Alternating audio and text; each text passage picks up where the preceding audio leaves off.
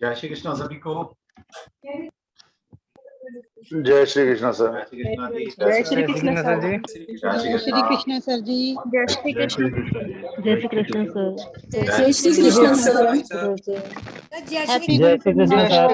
Sir happy Guru पूर्णिमा आपको। प्रणाम sir. Happy Guru Purnima sir. Happy Guru पूर्णिमा गुरु पूर्णिमा की बहुत बहुत बधाई सर। थैंक यू सभी को। सर आपने हमारे कहने के ऊपर आपने आज का रखा है, बहुत बहुत नमन।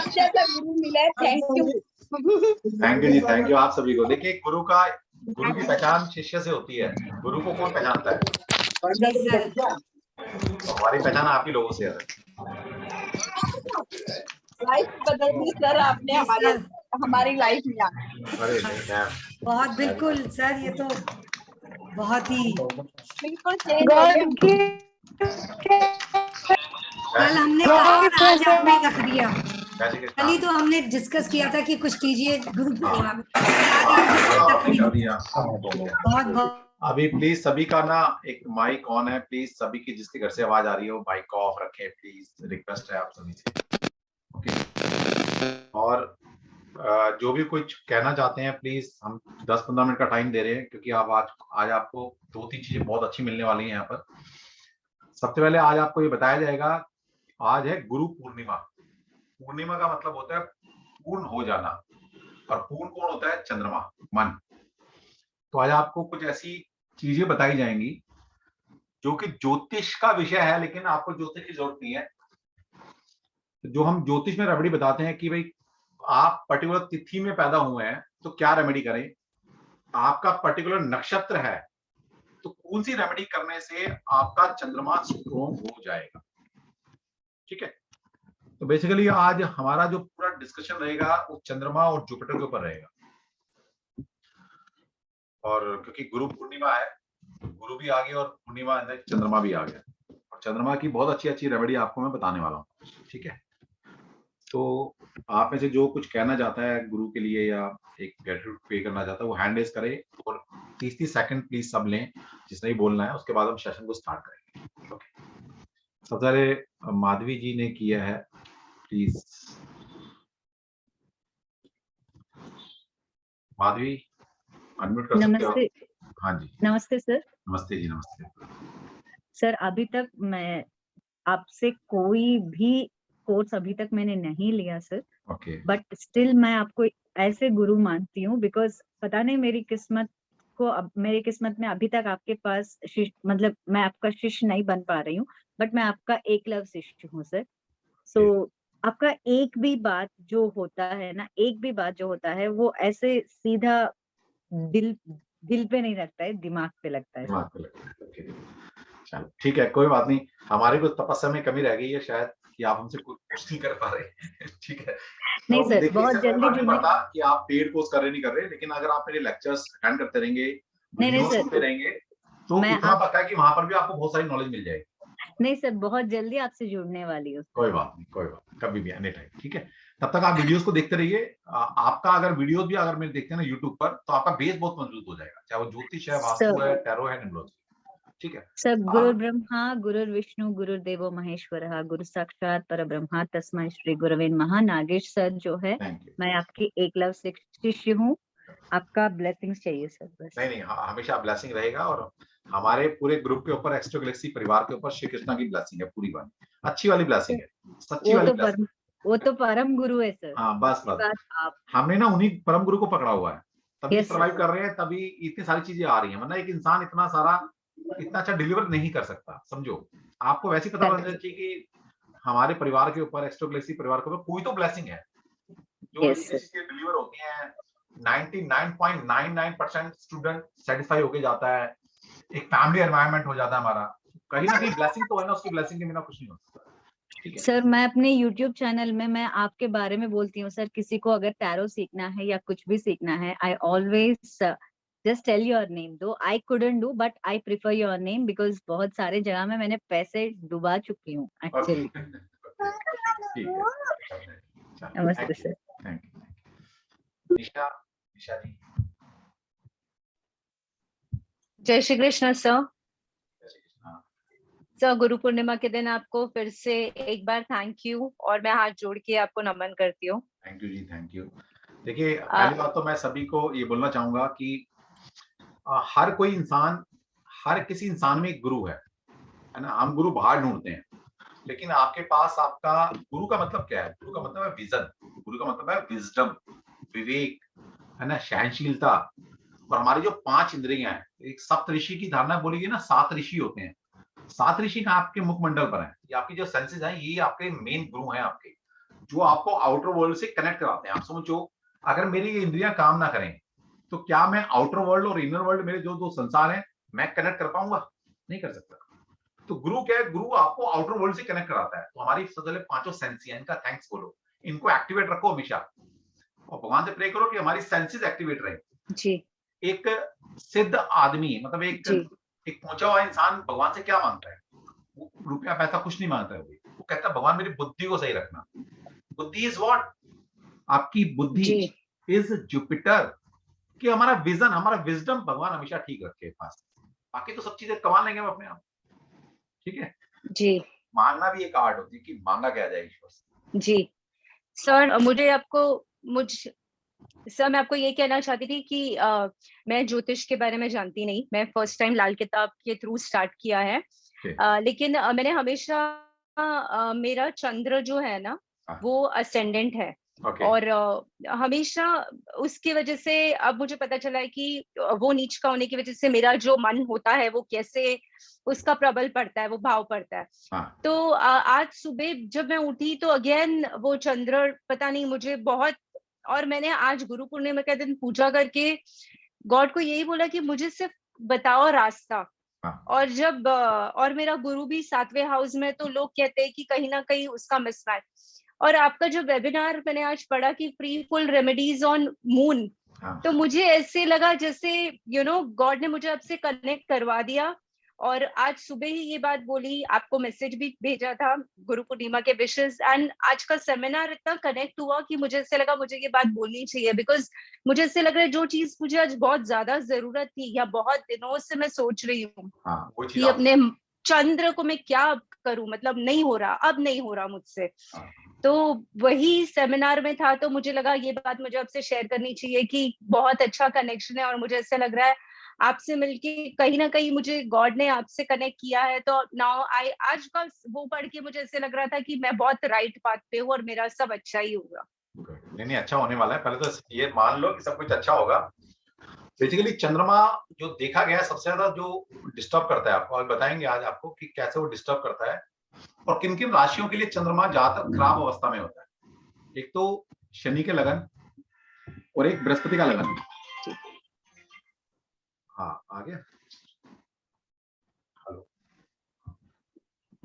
अच्छा ठीक है, मैं देता हूँ 5। तो बृहस्पति का लगन होता है और शनि का लगन होता है। इन लग्नों में जो ज्योतिष वाले होंगे इनको पता होगा थोड़ा, सैजिटेरियस साइन का लगन है आपका, मीन साइन का लगन है, Pisces sign, Capricorn Aquarius sign के लगन वालों के लिए चंद्रमा थोड़ा सा डिस्टर्बेंस देता है। दूसरा, और बहुत सारी चीजें हैं।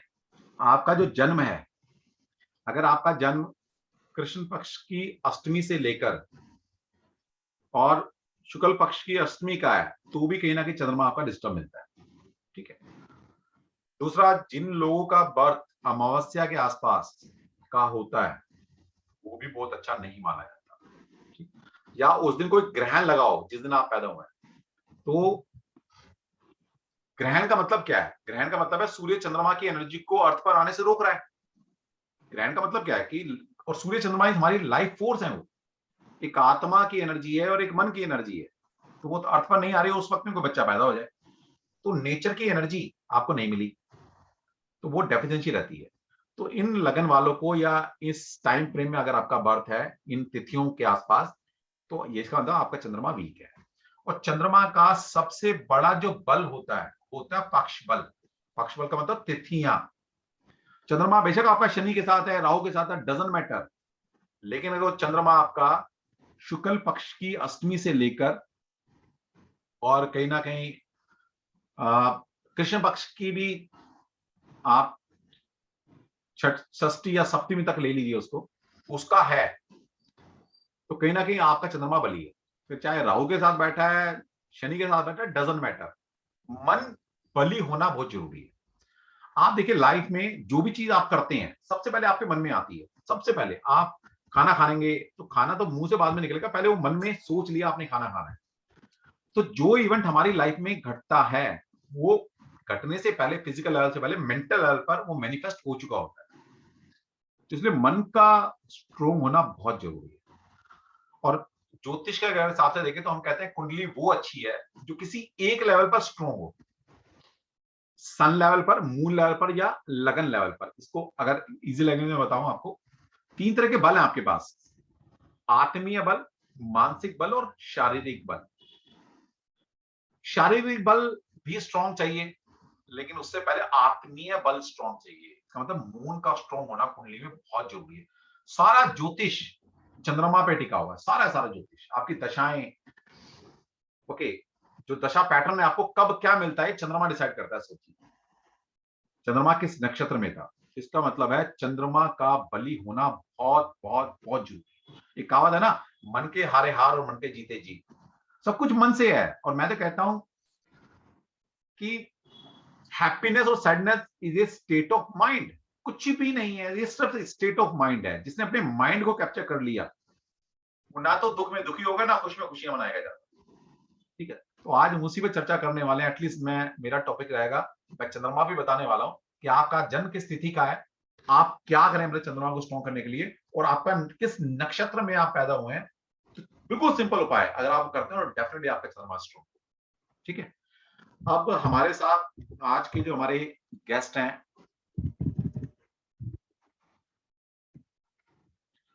सक्षम एक तो आपको होस्ट बना रहा हूं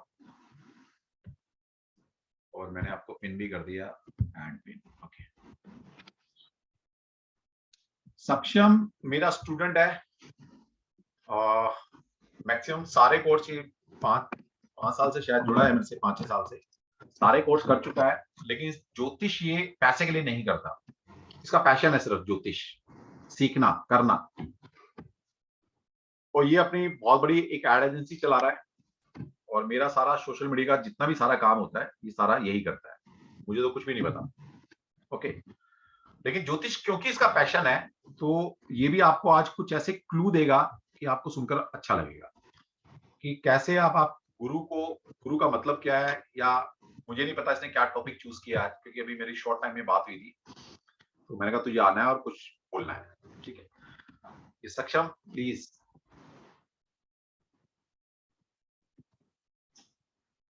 सक्षम आप हेलो सर, आवाज आ रही है प्रॉपर? आ रही है सक्षम, बिल्कुल ठीक है। तो सर गुरु पूर्णिमा का ओकेजन है, तो मेरा जो टॉपिक है जो मैंने सिलेक्ट किया, अभी शाम को ही हमारी बात हुई थी, तो हम ज्योतिष के पॉइंट ऑफ व्यू से दोनों गुरुओं को स्टडी करेंगे। ठीक है, देव गुरु को भी स्टडी करेंगे और दैत्य गुरु को भी स्टडी करेंगे, बिल्कुल, और इनकी रेमेडीज सब लोगों को यहाँ पे बताएंगे जो जो अपना बर्थ डिटेल्स देगा। लेकिन रेमेडीज बताने से पहले इन दोनों गुरुओं को समझना जरूरी है, इन दोनों प्लैनेट्स को समझना जरूरी है, और ये प्लैनेट्स किस तरह से इफेक्ट करते हैं, इनका अलग अलग जो हॉरोस्कोप है, अलग अलग लगन जो है, अलग अलग हाउस जो है, वहां पे इनका इफेक्ट क्या होता है, उसका रिजल्ट क्या होता है, और वो रिजल्ट क्यों होता है, उसके पीछे जो गहरे लॉजिक है हम वो समझने की कोशिश करेंगे। ठीक है, तो हमारा मकसद यहाँ पर समझने का है, क्योंकि हम सबके नहीं ले सकते, यहाँ पर 1-2 के ले ली जाएंगे, लेकिन आपको बता दिया जाएगा कि कैसे इन गुरुओं का मतलब क्या है ना। दोनों गुरु हैं, नो डाउट। ठीक है, तो सबसे पहले तो हम ये समझते हैं कि अगर हम जुपिटर को लें, देव गुरु बृहस्पति को लें, तो शायद आप लोगों को ये चीज नहीं पता होगी कि देव गुरु बृहस्पति कहीं ना कहीं हर चीज के कारक बन जाते हैं, चाहे वो आपका मैरिज हो, हेल्थ हो, रिलेशनशिप हो, कुछ भी हो। इवन आप जो खाना खाते हैं उसके भी कहीं ना कहीं कारक देव गुरु बृहस्पति होते हैं। आपने ये आप सभी ने सुना होगा कि शनि जो है वो कर्म के देवता हैं, ही इज द जज, राइट। आप अगर अच्छे कर्म करेंगे तो आपको अच्छा फल मिलेगा, आप बुरे कर्म करेंगे तो आपको बुरा फल मिलेगा। और ये चीज आप अच्छे कर्म कर रहे हैं या बुरे कर्म कर रहे हैं, ये चीज डिसाइड कौन करता है? शनिदेव, राइट। ये हम सबको पता है। लेकिन आप इस बर्थ में, इस जन्म में किस तरह के कर्म करेंगे, ये कहीं ना कहीं बृहस्पति डिसाइड करते हैं। तो अगर जुपिटर ने ये डिसाइड कर लिया है कि आप बुरे कर्म करेंगे, तो फिर आप आगे जाके बुरे कर्म करेंगे और उसका जो रिजल्ट है वो आपको शनिदेव देंगे। तो आप यहां पे देखिए कि बृहस्पति की कितनी ज्यादा इंपॉर्टेंस है। आपके कर्मों को निर्धारित करता है जुपिटर, भले ही अच्छे कर्म हो या बुरे कर्म हो। अगर जुपिटर ने नो बोल दिया तो आप कभी अच्छे कर्म नहीं कर पाएंगे, आप करेंगे ही बुरे कर्म, और फिर शनिदेव उसका आपको रिजल्ट देंगे। तो कर्मों का निर्धारण, पॉइंट नंबर 1, आप लोग चाहे तो लिख भी सकते हैं। कर्मों का जो निर्धारण है वो देव गुरु बृहस्पति करते हैं। सेकेंडली, पूर्व जन्म से आप कौन से कर्म इस जन्म में कैरी फॉरवर्ड करके ला रहे हैं, ये भी देव गुरु बृहस्पति डिसाइड करते हैं। आपके कौन से अच्छे कर्म कैरी फॉरवर्ड होंगे और आपके कौन से बुरे कर्म कैरी फॉरवर्ड होंगे फ्रॉम योर पास्ट लाइफ, इसका जो निर्धारण है बृहस्पति के द्वारा किया जाता है। थर्ड, सक्सेसफुल होंगे, आप अपनी लाइफ में कितनी प्रॉस्पेरिटी अचीव करेंगे, आपके एसेट्स का एक्सपेंशन कितना होगा, यह भी देव गुरु बृहस्पति के द्वारा निर्धारित किया जाता है। किस लेवल की बीमारियां आपको होंगी, वो बीमारियां कैसे एक्सपैंड होंगी आपके शरीर में, और उन बीमारियों से कितना आपको प्रॉब्लम होगी या कितनी जल्दी आप रिकवर करेंगे, ये भी कहीं ना कहीं देव गुरु बृहस्पति के द्वारा डिसाइड किया जाता है। जितने भी संस्कार होते हैं, गर्भधारण संस्कार से लेके अन्न प्राशन संस्कार, स्वर्ण प्राशन संस्कार, विवाह का जो संस्कार होता है, ये भी जितने भी 16 संस्कार दिए गए, इन संस्कारों का जो आधिपत्य है, जो सिग्निफिकेटर है, वो जुपिटर है, इसके अंदर मैरिज भी आ जाता है। एंड स्पेशली फीमेल्स के लिए तो हस्बैंड का कारक भी जुपिटर बन जाता है। तो आप यहां पे समझ सकते हैं कि जुपिटर का स्कोप कितना वाइड है। और ये बहुत, मैंने आपको थोड़ी सी चीजें बताई हैं। जुपिटर कहीं ना कहीं, आप कोई भी प्रॉब्लम मुझे बताइए, कहीं ना कहीं जुपिटर उसका सिग्निफिकेटर बन के आपके सामने आ जाएगा। हो सकता है उसके साथ कोई और प्लैनेट इन्वॉल्व हो सकता है कि आपको ब्लड की प्रॉब्लम, आप देखिए ब्लड की अगर किसी को प्रॉब्लम है, कोई डिजीज है ब्लड की, तो यहाँ पे 3 प्लैनेट इन्वॉल्व होते हैं। मार्स होता है, मार्स कहीं ना कहीं रेड कलर का कारक बनता है, तो वो ब्लड का भी कारक बनता है। ब्लड लिक्विड है तो चंद्रमा वहां पे कारक आ जाता है। और अगर आपके वो ब्लड की प्रॉब्लम आपकी बॉडी में एक्सपैंड हो रही है, ठीक नहीं हो रही है और ज्यादा बढ़ रही है, तो कहीं ना कहीं वो देव गुरु बृहस्पति के कारण बढ़ रही है। तो हमारी लाइफ में कोई भी प्रॉब्लम है, कोई भी समस्या है, या हमने अपनी लाइफ में अगर कुछ भी अचीव किया है, हमारी जो भी हैप्पी मेमोरीज हैं या हमारी जो भी अकम्प्लिशमेंट्स हैं, वो कहीं ना कहीं जुपिटर से गवर्न होती है। इसलिए जुपिटर को समझना बहुत ज्यादा जरूरी है। नाउ हमने यहां पे जुपिटर को एक ब्रीफली हमने एक ओवरव्यू देखा कि जुपिटर क्या होता है, किस तरह से वो अलग अलग चीजों का कारक है। अब हम थोड़ा सा ज्योतिष पॉइंट ऑफ व्यू से इस चीज को समझते हैं। और अगर ज्योतिष पॉइंट ऑफ व्यू से अगर आपको जुपिटर को स्पेशली समझना है, देवगुरु बृहस्पति को अगर आप समझना चाहते हैं, तो आपको 2 राशियों का डीप मीनिंग समझना होगा। पहली राशि है धनु राशि, 9 नंबर का जो साइन होता है, और सेकेंड इज मीन राशि, 12 नंबर का जो साइन होता है।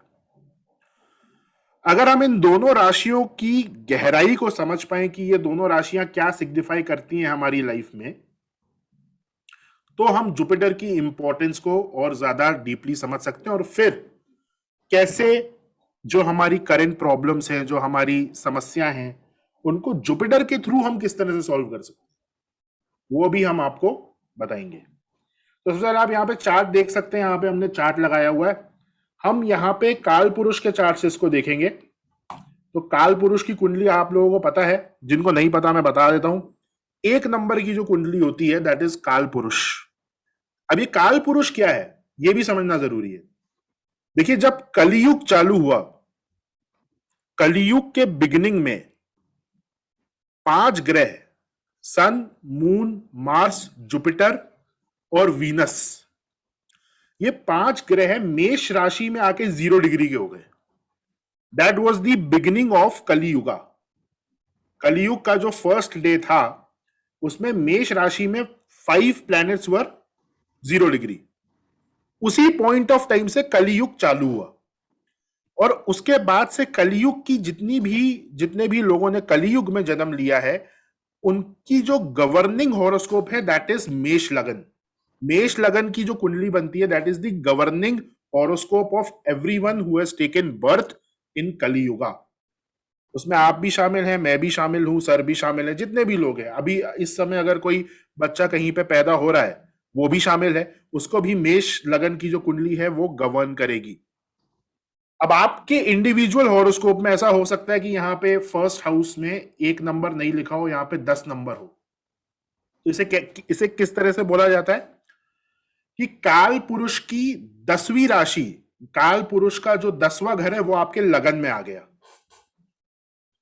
राइट? अगर यहाँ पे 10 नंबर का हॉरोस्कोप है यानी कि कैप्रिकॉर्न लगन का हॉरोस्कोप है तो उसे हम किस तरह से बोलते हैं?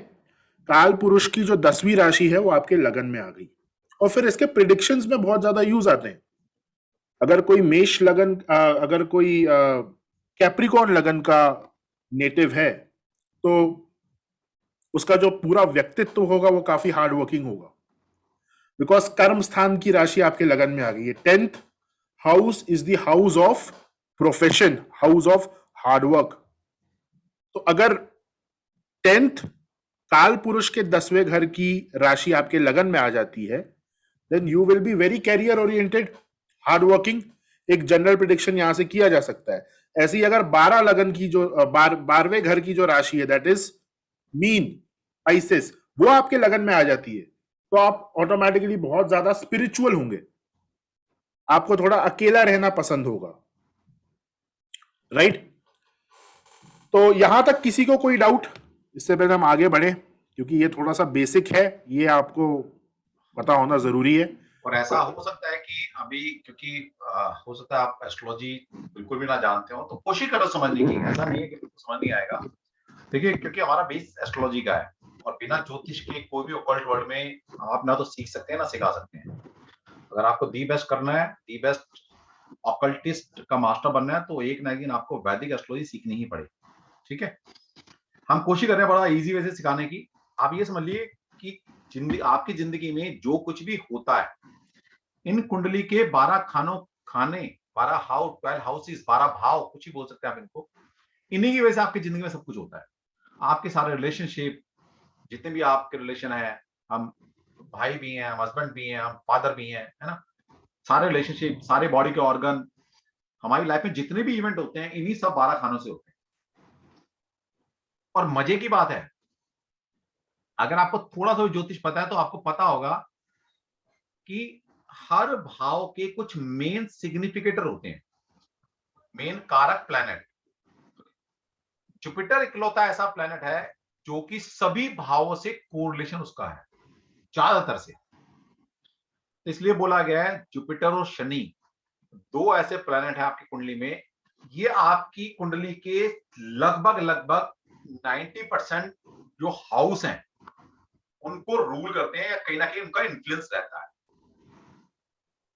और ये दोनों ही हैं, एक ब्लेसिंग है और एक टाइम है। आप समझिए, कहते हैं ना सही वक्त पर अगर निर्णय ले लिया जाए तो इंसान रंग से राजा बन सकता है या राजा से रंग बन सकता है अगर गलत निर्णय ले लिया आपने। तो शनि क्या टाइम फ्रेम है और जुपिटर क्या ब्लेसिंग है। तो इन दोनों की ब्लेसिंग से ही आपके जीवन में कोई भी इवेंट घटता है, इनकी बिना ब्लेसिंग के घटता ही नहीं। आपके पास साथ कोई भी काम हो रहा है, मतलब किसी की जॉब लगी है, तो जॉब लगी है किसी टाइम में लगी है ना, किसी डेट किसी टाइम में लगी होगी। वो टाइम क्या है? शनि। वो जो टाइम था वो शनि ने निर्धारित किया है कि इस वक्त में आपके साथ ये इवेंट होगा।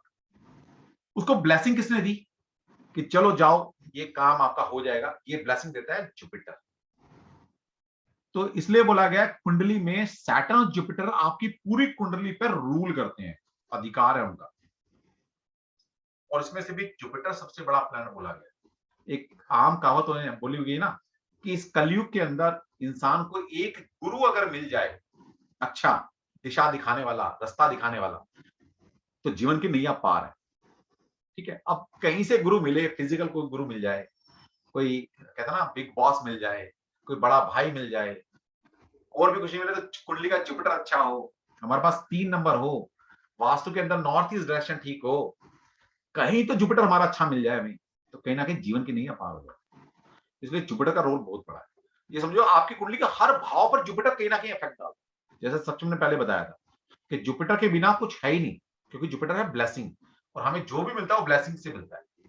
ओके, अगर नहीं मिल रही जुपिटर की ब्लेसिंग तो भी कहीं ना कहीं उसकी कमी है आप में।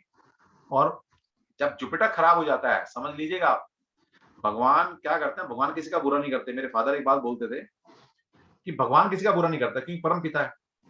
वो सिर्फ एक काम करता है, जब उसे कुछ कराना होता है आपसे गलत, तो आपकी बुद्धि को हर लेता है, बुद्धि खराब कर देता है। फिर अच्छा वाला इंसान है, वो बुद्धि खराब हो जाती है, तभी क्या क्या कर्म करता है, और फिर कर्म करने से उसके फिर रिजल्ट, कर्माधिपति जो शनि महाराज है, रिजल्ट देंगे आपको। ठीक है, यस सक्षम प्लीज। ओके, यहाँ पे एक और इम्पोर्टेंट इंफॉर्मेशन है आपके लिए। शायद आपको पता होगा या नहीं पता होगा कि वैदिक एरा में अभी हम लोग संडे को we consider it as off, हम भी मनाते हैं संडे को, सारा काम बंद रहता है, देन मंडे से हमारा वीकडे चालू होता है। वैदिक समय में जब वैदिक एरा था तब Thursday was considered as off, गुरुवार को ही छुट्टी मनाई जाती थी। उसके पीछे साइंटिफिक रीजन है, because it is in the middle of the week. Sunday का तो कोई साइंटिफिक रीजन है नहीं, क्योंकि वेस्टर्न इन्फ्लुएंस है, इसलिए हमने संडे को ऑफ बनाना चालू कर दिया, छुट्टी मनानी वहां चालू कर दी। बट अगर आप थर्सडे को देखेंगे तो थर्सडे जो है वो वीक के बिल्कुल बीच में आता है, और वो दिन है गुरु का, बृहस्पति का, रिलीजियस एक्टिविटीज का। तो वैदिक एरा में जितनी भी छुट्टी हुआ करती थी वो थर्सडे को हुआ करती थी, ताकि लोग जाके धर्म का कार्य कर सके। तो इतनी इंपॉर्टेंस हमारे इंडिया में चलती आ रही है वैदिक एरा से। नाउ आपको यहां पे बताया कि काल पुरुष की कुंडली से ही आप लोगों की कुंडली गवर्न होती है, हम सभी की गवर्न होती है। तो 9th हाउस है, ये 9th हाउस है जहां पे आप 9 देख रहे हैं। ये 9th हाउस का जो लॉर्ड है वो गुरु बनता है, और साथ ही साथ 12th, यहां जो आप 12 नंबर देख रहे हैं, 12 नंबर का जो लॉर्ड है वो भी गुरु है। अब आप देखिए यहां पे मैं आपको 9th हाउस और 12th हाउस के बारे में थोड़ा सा डिटेल दूंगा, और उससे आपको ये समझ में आएगा कि किस तरह से जुपिटर आपकी लाइफ को इफेक्ट करता है। वो इन्हीं दोनों हाउसेस से आपकी पूरी लाइफ को गवर्न करता है, आपके लाइफ के हर एरिया को जुपिटर इफेक्ट करता है। 9th हाउस आपके लक का हाउस है। लक, आप कितनी भी मेहनत कर लें, अगर लक आपका साथ नहीं देगा तो आप कुछ नहीं कर सकते। सबसे ज्यादा मेहनत एक लेबरर करता है, लेकिन क्या लक उसका साथ दे रहा है? एक ये बोला जाता है hard work will make you successful, जो कि गलत है। इतने सारे लोग इतनी कड़ी मेहनत करते हैं, धूप में लेबर का काम कर रहे हैं वो, तो क्या वो सब सक्सेसफुल हो गए? अगर हार्डवर्क से ही सक्सेस मिलता तो सबसे पहले जो रिक्शे वाले हैं इन्हें सक्सेसफुल होना चाहिए, क्योंकि ये सबसे ज्यादा मेहनत कर रहे हैं, सबसे ज्यादा कड़ी मेहनत यही कर रहे हैं। लक का रोल आता है। अगर आपका लक वीक है, लक है नहीं आपके पास, तो आप जितना मर्जी चाहे मेहनत कर लें, उसका कोई रिजल्ट नहीं होगा। और लक को 9th हाउस गवर्न करता है, और 9th हाउस का जो नेचुरल सिग्निफिकेटर है दैट इज जुपिटर।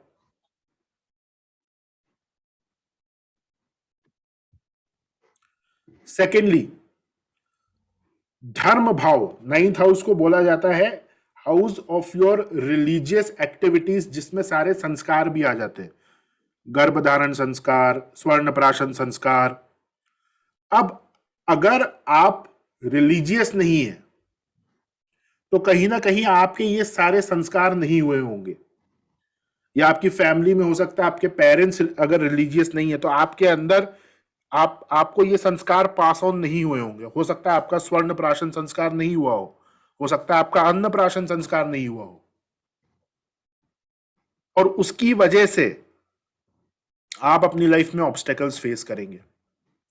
फिर इसका एक गहरा मीनिंग है कि धर्म अगर आपकी लाइफ में नहीं है, if you are not religious, अगर जुपिटर की ब्लेसिंग नहीं है तो आपकी लाइफ से सारी होप खत्म हो जाएगी। क्यों?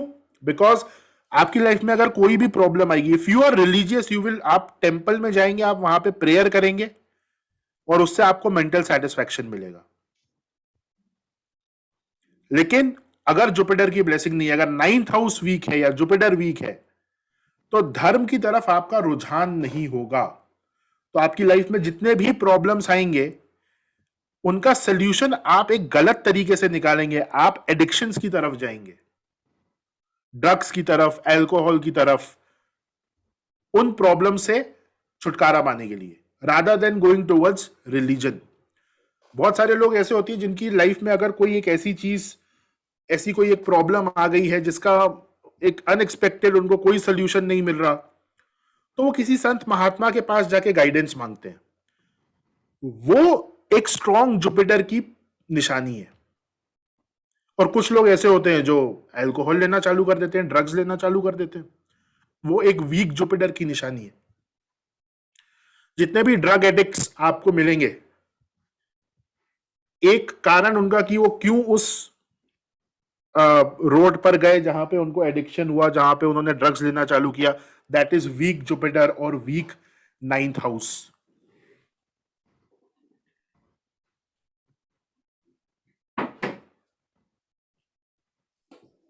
सो धर्म का बहुत ही गहरा इंटरप्रिटेशन है हमारे शास्त्रों में।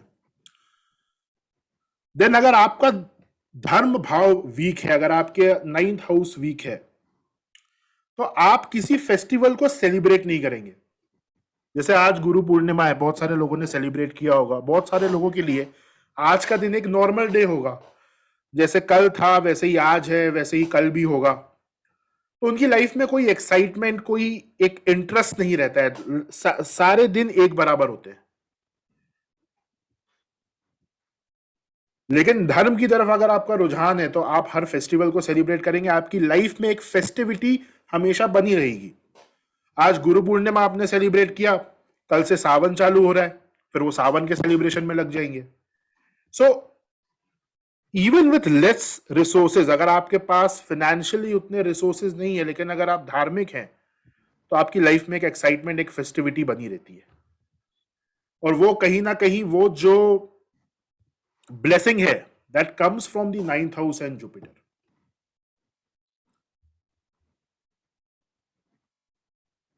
Then 9th house also represents your guru, आपके गुरु। देव गुरु को तो रिप्रेजेंट करते ही हैं, लेकिन आपके जो गुरु हैं, आपने इस लाइफ में अगर किसी को अपना गुरु माना है, या आपको किस तरह के गुरु मिल रहे हैं। आपके कोई स्पिरिचुअल गुरु हो सकते हैं, आपके कोई रिलीजियस गुरु हो सकते हैं, कोई ऐसे गुरु हो सकते हैं जो अब इस संसार में नहीं है। आपको कैसे गुरु मिले वो भी 9th हाउस से देखा जाता है, सैजिटेरियस साइन। देन आपका आपके गुरु के साथ और आपके फादर के साथ का रिलेशन, ये भी 9th हाउस से देखा जाता है। और 9th हाउस का जो सिग्निफिकेटर है that is Jupiter. Now 9th house को अगर आपको और डिटेल में समझना है, 9th house is fire element, right. हमारे पास अगर हम एक हॉरोस्कोप को स्टडी करते हैं, so we have earth element, air element, water element and fire element. 4 elements की राशियां यहां पर हैं। Like 12 number sign is water element, 11 number sign is air element, ऐसे ही 9 नंबर का जो साइन है that is fire element. Fire element in 9th house signifies transformation. अग्नि में आप कोई भी चीज डालते हैं उसका स्टेट जो है वो बदल जाता है. पानी के नीचे आप आग लगाइए, पानी जो है वो इवेपोरेट हो जाएगा. गोल्ड के नीचे आग लगाइए तो उसका जो सॉलिड स्टेट है वो लिक्विड में बदल जाएगा, सोना पिघल जाएगा. तो अग्नि के पास वो शक्ति है कि वो किसी भी स्टेट को ट्रांसफॉर्म कर सकती है. स्पिरिचुअली और रिलीजियसली आप जो भी ट्रांसफॉर्मेशन करते हैं थ्रू फायर, हवन के द्वारा, वो आपके 9th हाउस को ही एक्टिवेट करता है. आपने किसी चीज के लिए अगर हवन किया है, पूजा की है, then again puja is a signification of religion. Havan is incorporating the fire element. तो ये दोनों चीजें अगर आप किसी भी अपनी इच्छा के लिए कर रहे हैं, then you are activating 9th house only.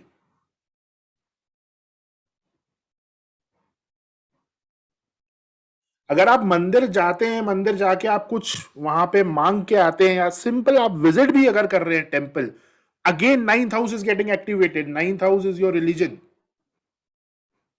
तो आप देखिए आपकी जिंदगी में जो भी आप चाहते हैं कि वो एक पर्टिकुलर चीज आपकी जिंदगी में आए, वो इसी घर से आएगी, 9th हाउस से ही आएगी. और 9th हाउस का जो नेचुरल रूलर है दैट इज जुपिटर.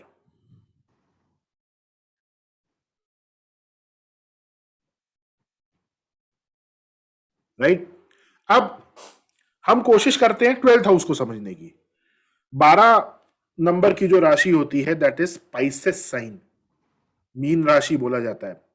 अगेन ये राशि का जो लॉर्ड है दैट इज जुपिटर. अगर 9th हाउस आपका रिलीजन है, then 12th house is your spirituality. दोनों में अंतर है. रिलीजन इज कि आप कर्म कांड, हम जिसे कहते हैं पूजा पाठ, व्रत, फेस्टिवल्स को सेलिब्रेट करना, ये सारी चीजें रिलीजन में आती हैं. स्पिरिचुअलिटी के अंदर आपका मेडिटेशन, आपकी एक हायर लेवल की जो कॉन्शियसनेस आप डेवलप करते हैं, वो चीज 12th हाउस से देखी जाती है कि आप कितने स्पिरिचुअल हैं. तो सबसे पहली चीज स्पिरिचुअलिटी 12th हाउस से हम देखते हैं. योगा के अंदर जो लोग हायर लेवल्स को अचीव करते हैं, अगेन वहां पे 12th हाउस का इन्वॉल्वमेंट आ जाता है. तो आप यहां पे देखिए रिलीजन और स्पिरिचुअलिटी दोनों को ही जुपिटर गवर्न कर रहा है. देन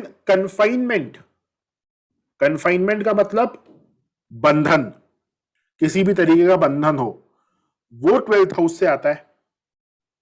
अब ये बंधन आपका जेल यात्रा भी हो सकता है, बिकॉज वहां पे भी कन्फाइनमेंट हो गया.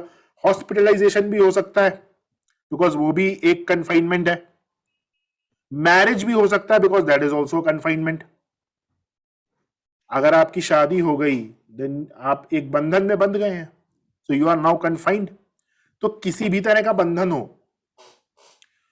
वो 12th हाउस से देखा जाता है. 12th हाउस को मोक्ष का घर भी बोला जाता है. अगर 12th हाउस में केतु है आपके हॉरोस्कोप में, then you will achieve salvation after this life. आप मोक्ष को अचीव कर लेंगे. 12th house is the house of moksha. मोक्ष का घर है ये. और मोक्ष आपको मिलेगा या नहीं मिलेगा वो कौन डिसाइड करेगा? Again Jupiter, because natural significator जो 12th हाउस का है दैट इज जुपिटर. अब देखिए यहां पे हमने स्पिरिचुअलिटी, बंधन, रिलीजन, लक, बहुत सारी चीजों की बात करी. और मैंने आपको ये बताया था कि आपकी लाइफ में कोई भी इश्यू हो, वहां पे जुपिटर का इन्वॉल्वमेंट आपको मिलेगा ही मिलेगा. तो आप यहां पे देखिए कि 12th house is also, 12th house आपके बेडरूम को भी सिग्निफाई करता है. इफ यू आर मैरिड, एक हस्बैंड एंड वाइफ का जो बेडरूम होता है that is also signified by 12th house. तो अगर आपकी सेक्सुअल लाइफ अच्छी नहीं है तो कहीं ना कहीं जुपिटर का इन्वॉल्वमेंट वहां पर भी आ गया।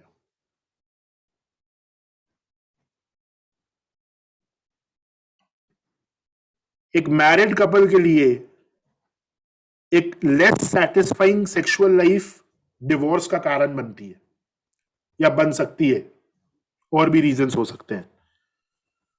तो वहां पे भी जुपिटर गवर्न कर रहा है बिकॉज 12th हाउस का नेचुरल सिग्निफिकेटर जुपिटर है। तो आप जुपिटर की जो स्कोप है उसकी वाइडनेस को देखिए कि वो आपकी लाइफ में कहां कहां किस किस तरह से इफेक्ट कर रहा है।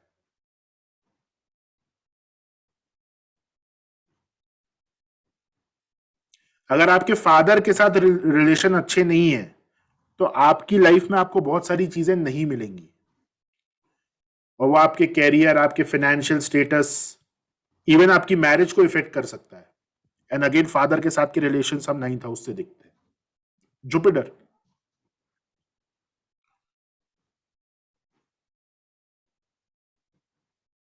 राइट तो इन दोनों हाउसेस का जो नेचुरल सिग्निफिकेटर जब जुपिटर बनता है तो इन दोनों हाउसेस से वो आपके लाइफ के बहुत सारे एरियाज को डायरेक्टली इफेक्ट करता है, जिसमें सबसे बड़ा जो सिग्निफिकेशन आता है वो आता है लक फैक्टर का। जैसा मैंने आपको पहले बताया था कि आप किस तरह के कर्म करेंगे वो भी जुपिटर निर्धारित करता है। That is your luck, 9th house. Now in significations के बाद जुपिटर जहां पर भी बैठा है उस हाउस के जो कार्य तत्व हैं उनको वो एक्सपैंड करता है। यहां पे आप मान लीजिए जुपिटर, हम इसको चेंज करते हैं, लेट्स से कि ये 10 नंबर की राशि है, राइट। तो यहां पे आप देखिए Jupiter is sitting in the 3rd house. तो 3rd हाउस जिन जिन चीजों को सिग्निफाई करेगा जुपिटर उन चीजों को एक्सपैंड करेगा। अब आपका 3rd हाउस मेलेफिक है या बेनिफिक है, that is a different thing. अगर मेलेफिक होगा तो वो उन नेगेटिव एस्पेक्ट्स को जुपिटर एक्सपैंड करेगा, अगर बेनिफिक होगा तो पॉजिटिव एस्पेक्ट्स को वो एक्सपैंड करेगा।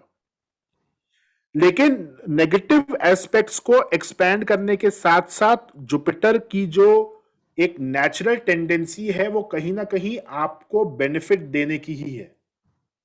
ऐसा भी बहुत सारे ज्योतिष के शास्त्रों में कहा गया है। नाउ 3rd हाउस आपके सिबलिंग्स का हाउस है। 3rd हाउस आपकी कम्युनिकेशन है। 3rd हाउस आपका पराक्रम है। इस कुंडली के हिसाब से जुपिटर यहां पे अपनी ही राशि का बैठा हुआ है, which is a positive sign. तो आपके पराक्रम को एक्सपैंड करेगा। ये जिनकी भी कुंडली होगी उनके सिबलिंग्स के साथ उनके रिलेशनशिप अच्छे होंगे।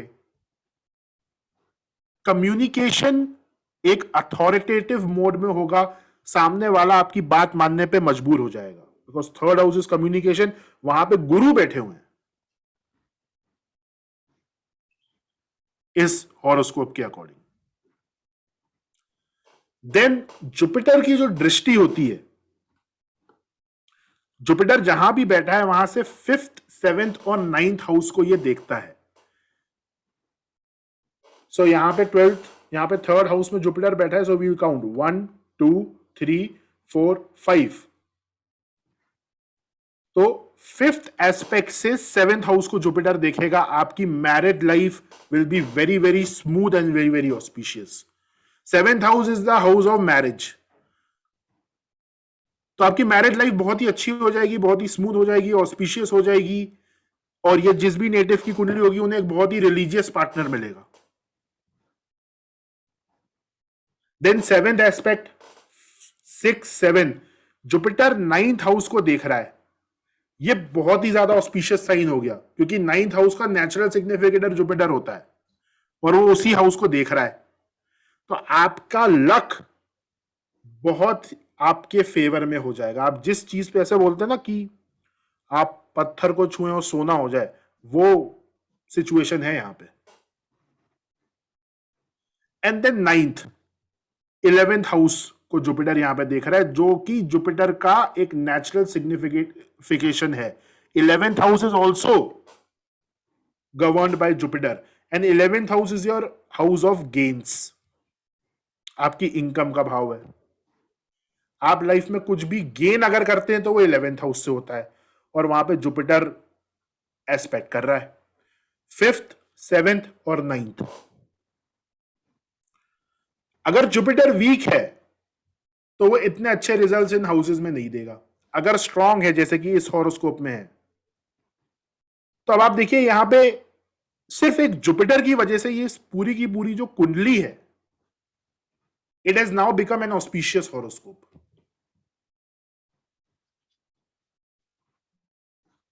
क्योंकि जुपिटर ने मैरिड लाइफ को अच्छा कर दिया, आपके सिबलिंग्स और आपकी कम्युनिकेशन को अच्छा कर दिया, आपके धर्म और आपके लक को आपके फेवर में कर दिया, और आपकी इनकम को आपके फेवर में कर दिया, मल्टीप्लाई कर दिया इनकम को। अब और कोई भी ग्रह कुछ भी करता रहे, विल इट मैटर, क्या उसका इफेक्ट होगा आपको?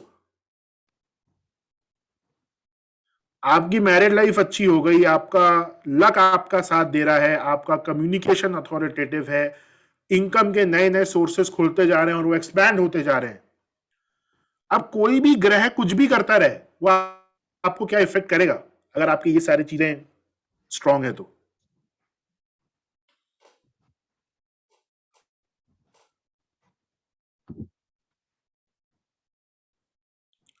देन ज्योतिष का एक सूत्र और है जो हमें यह बताता है कि आपके हॉरोस्कोप में अगर जुपिटर स्ट्रांग है तो भले ही आपके हॉरोस्कोप में 1000 बुरे योग हों, उनका इफेक्ट आपको नहीं लगेगा, सिर्फ जुपिटर के स्ट्रांग होने पे। ऐसा नहीं कि सैटर्न स्ट्रांग है और भले ही 1000 बुरे योग हैं तो आपको कोई इफेक्ट नहीं होगा, होगा, हर ग्रह में होगा। लेकिन सिर्फ अगर जुपिटर स्ट्रांग है तो कितने भी खराब योग हों आपकी कुंडली में, आपको इफेक्ट ही नहीं होगा। और इस चीज को अगर आप माइथोलॉजिकली लेना चाहते हैं, माइथोलॉजिकली समझना चाहते हैं, क्योंकि शास्त्रों में माइथोलॉजिकली भी समझाया गया है, गुरु ने अगर किसी कुंडली को ब्लेस कर दिया तो कोई भी दूसरा ग्रह गुरु की आज्ञा का उल्लंघन नहीं करेगा, ऐसा हमारे शास्त्रों में लिखा हुआ है। जुपिटर का कोई भी नेचुरल एनिमी एस्ट्रोलॉजी के अंदर नहीं है। कोई भी ग्रह जुपिटर को अपना दुश्मन नहीं मानता। जैसे आपने सुना होगा कि सन और Saturn they are enemies, Mercury and Mars they are enemies. ऐसे जुपिटर की एनिमिटी किसी के साथ भी नहीं है।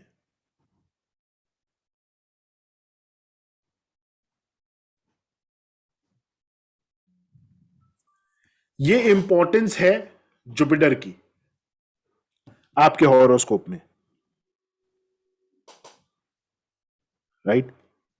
सो यहां पे थोड़ा सा मैंने आपको एक ब्रीफ ओवरव्यू दिया है कि जुपिटर कैसे इफेक्ट करता है हमको, किस तरह से उसके अलग अलग सिग्निफिकेशंस हैं और वो किस तरह से हर आपके लाइफ के एरिया को गवर्न करता है।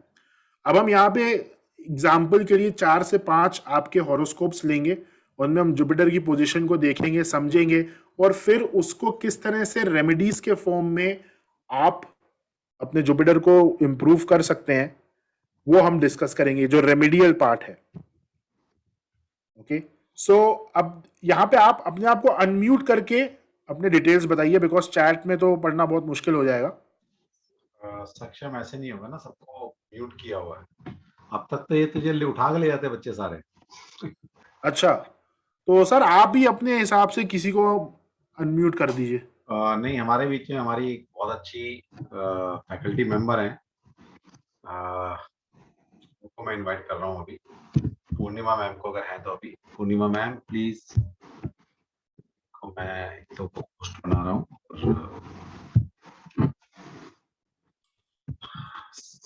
हमारी सीनियर फैकल्टी मेंबर हैं, हमारे परिवार का सदस्य हैं पूर्णिमा जी। पूर्णिमा जी आप अपने आप को अनम्यूट कर सकते हैं प्लीज। Ji sir.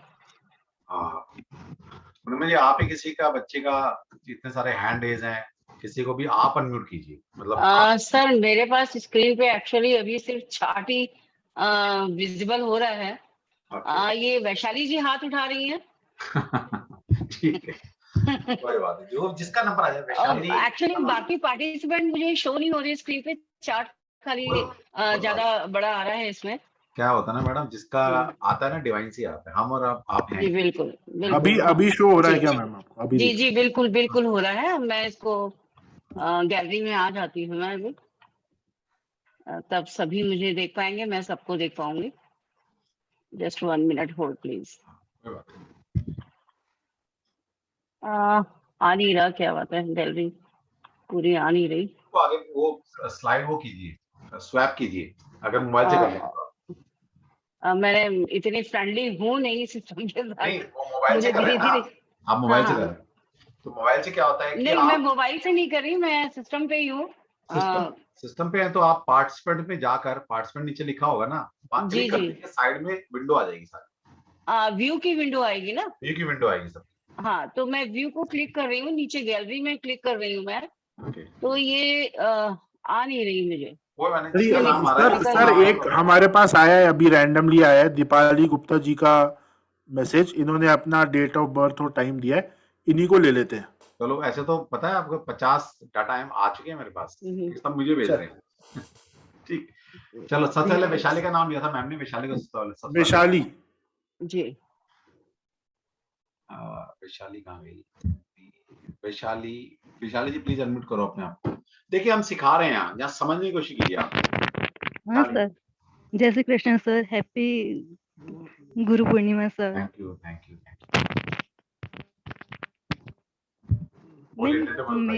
हाँ सर, हाँ, मेरा जन्म तारीख है 1 मार्च 1974।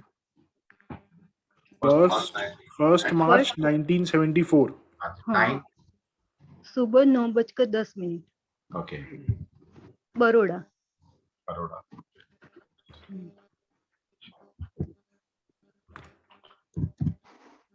पीयू को बुलाना है 1 मिनट के लिए, बुलाओ तो सही। ठीक है,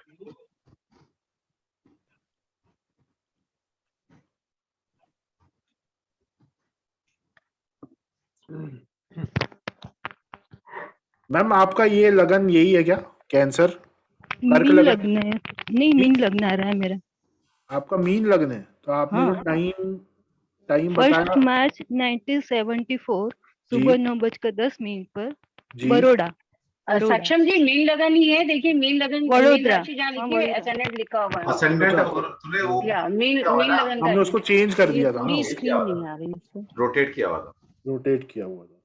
और राशि आपकी ऋषभ है। हाँ वृषभ है, हाँ वृषभ है। अभी तो इन्होंने ना वो चार्ट कर दिया, तो ये पार्टिसिपेंट पे जाना। अब यहाँ पे आप देखिए, मीन लगन ऑलरेडी गुरु का लगन है,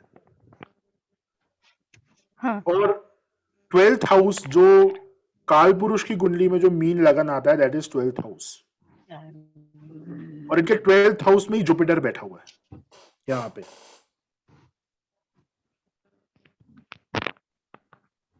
राइट, इन्होंने चार्ट शेयर किया हुआ है ना, इसमें नहीं आ रहा। 12th हाउस का जुपिटर और काल पुरुष के 12th हाउस की राशि लगन में आ गई। इससे हमें ये समझ में आ जाता है कि मैम काफी ज्यादा स्पिरिचुअल है। Yes sir. क्योंकि रिलीजियस नहीं है, स्पिरिचुअल है। स्पिरिचुअल और रिलीजन, स्पिरिचुअलिटी और रिलीजन में मैंने आपको अंतर बताया था। यहाँ पे इनकी जो प्रॉब्लम्स है वो बहुत ज्यादा एक जिसे हम बोलते हैं सेल्फ ओवरव्यू लेना, एक मेडिटेटिव अप्रोच, थोड़ा सा अकेला रहना, और उस अकेलेपन में ही अपनी प्रॉब्लम्स का सलूशन निकालना। Yes sir. उस तरह का नेचर हम यहाँ पे इनका बता सकते हैं। अब यहाँ पे जुपिटर सन के साथ कंजंक्ट है, इसे एक बहुत ही पॉजिटिव योग बोला जाता है, जिसे बोला जाता है गुरु आदित्य योग।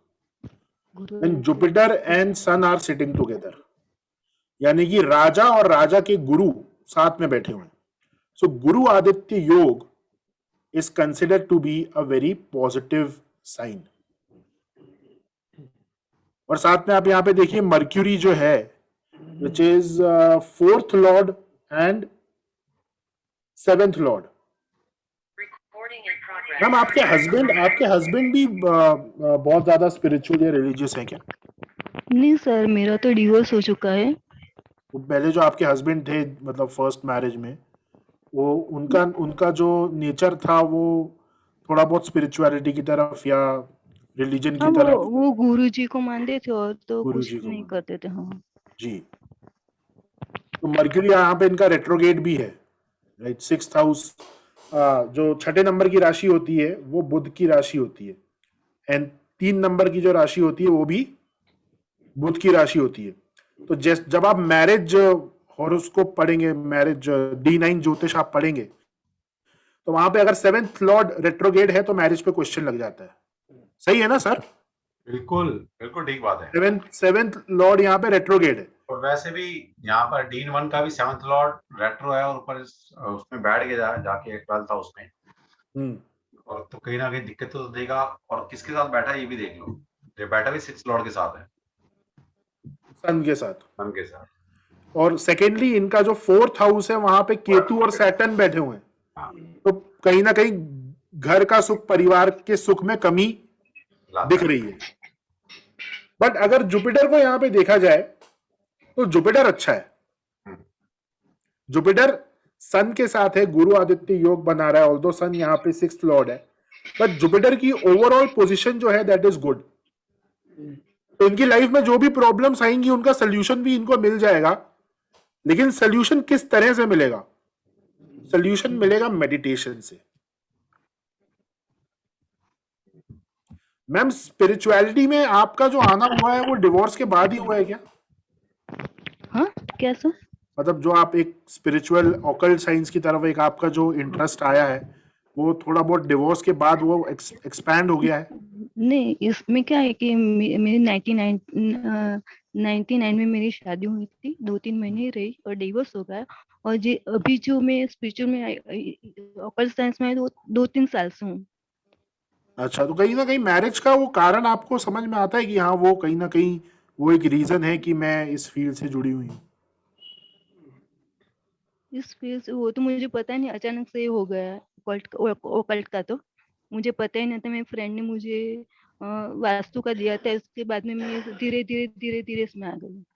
आप मुझे एक पता बार भी नहीं कभी था। अकेले में आप बैठे हो तो आप इस पर थोड़ा सा आप विचार करिएगा।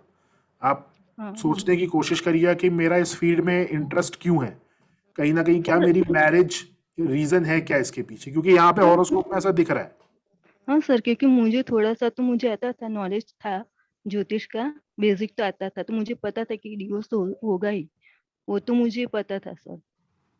अच्छा, हाँ बस अब सर, देखिए मेरी शादी अब दूसरी बार कब होगी? अभी तक नहीं हुई, 20 साल हो गए, तो होगी और कब होगी वो आप बता वो सकते हैं? अलग इशू है।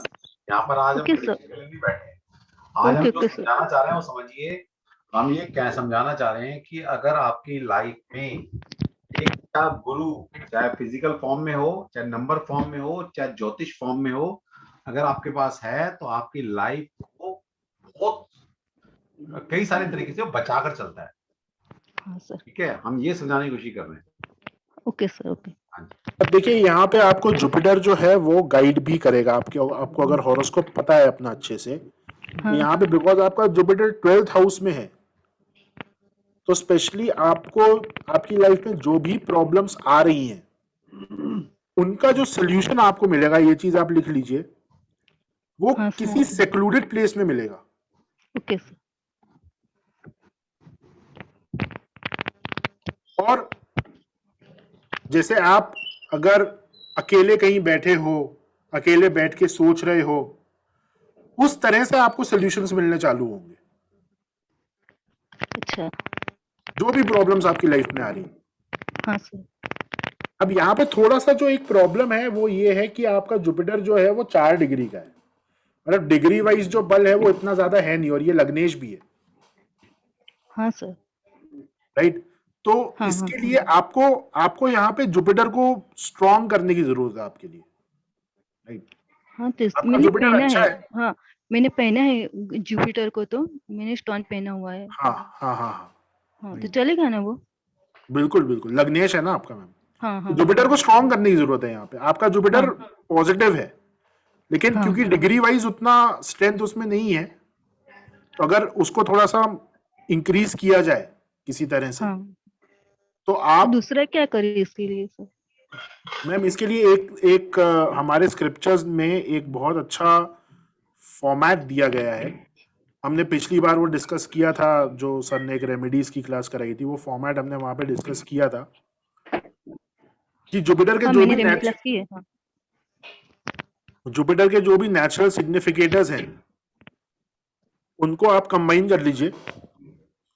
जैसे ब्राह्मण जुपिटर, हाँ जो भी पंडित होते हैं, ब्राह्मण संत, ये सब जुपिटर के अंडर आते हैं। सक्षम एक हाँ। जनरल रेमेडी भी बता देना साथ साथ, क्योंकि तो हम ऐसे बता ही रहे हैं कि स्टोन तुम्हें सूट करेगा नहीं करेगा। तो क्या होता है कि यहाँ पर हमारे साथ बहुत सारे जो लोग जुड़े हैं वो एस्ट्रोलॉजर नहीं है, तो सिम्टम के साथ कि हम कैसे पता लगाएं कि आपका जुपिटर वीक है, आप जनरल रेमेडी क्या कर सकते हैं ताकि आप अपने जुपिटर को इनहांस कर सकें। ठीक है सर, तो एक काम करते हैं, वो हमने एक जो शास्त्रोक्त फॉर्मेट डिस्कस किया था पिछली बार, वो फॉर्मेट समझा देते हैं। वो समझा दो, बिल्कुल ठीक है। हाँ, क्या है ना कि यहाँ पर उसमें क्या है, सब अपनी अपनी प्रॉब्लम्स लगा लेंगे। आपने अपने प्रॉब्लम लगा लें, बिल्कुल ठीक है, ठीक है, बिल्कुल ठीक है। ठीक है, तो और देखिए सबसे पहले तो अब जो फॉर्मेट हम आपको बता रहे हैं, वो उस फॉर्मेट में अगर आप रेमेडी करोगे तो आपको ये पता लगाने की जरूरत ही नहीं है कि आपका जुपिटर वीक है या नहीं है, क्योंकि वो हर कोई कर सकता है, राइट। तो अगर आपका जुपिटर वीक है तो वो स्ट्रांग हो जाएगा, अगर स्ट्रांग है तो और स्ट्रांग हो जाएगा।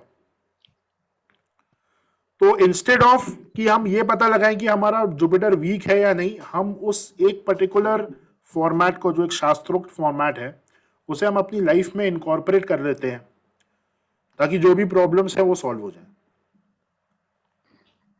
अब वो फॉर्मेट मैं आपके साथ डिस्कस करूंगा, लेकिन उस फॉर्मेट की कुछ रिक्वायरमेंट्स हैं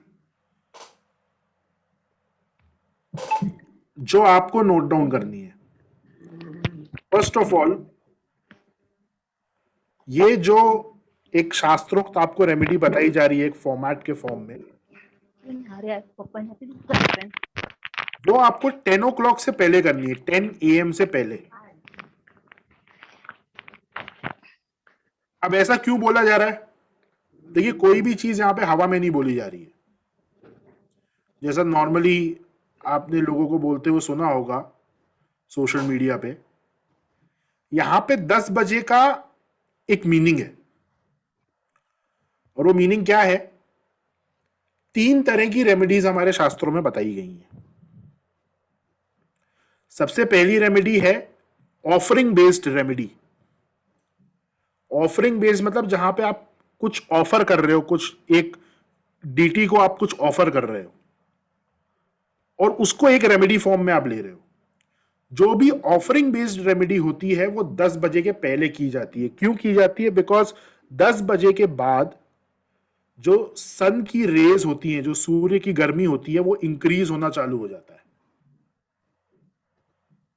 अब आप अगर कोई चीज किसी डीटी को ऑफर कर रहे हैं तो वहां पे आपके भाव, इमोशंस जुड़े हुए हैं, और वो इमोशंस जब आप उस पर्टिकुलर प्रसाद में आप ऑफर करते हो, वो यूनिवर्स के अंदर ट्रांसफॉर्म होकर उस डीटी तक पहुंचते हैं।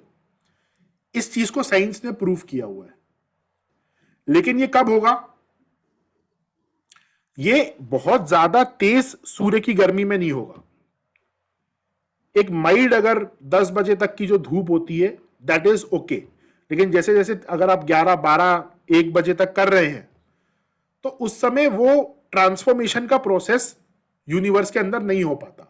इसलिए आप देखेंगे कि 11 बजे बहुत सारे मंदिर क्लोज हो जाते हैं, फिर वो 5 बजे खुलते हैं। उसके पीछे भी एक रीजन ये है, क्योंकि मंदिर में लोग जब जाते हैं, दे आर ऑफरिंग समथिंग, वो कुछ ऑफर करते हैं, और वो जो प्रोसेस है इमोशंस का, ट्रांसफॉर्मेशन का, वो बहुत ज्यादा तेज गर्मी में अकम्प्लिश नहीं हो पाएगा।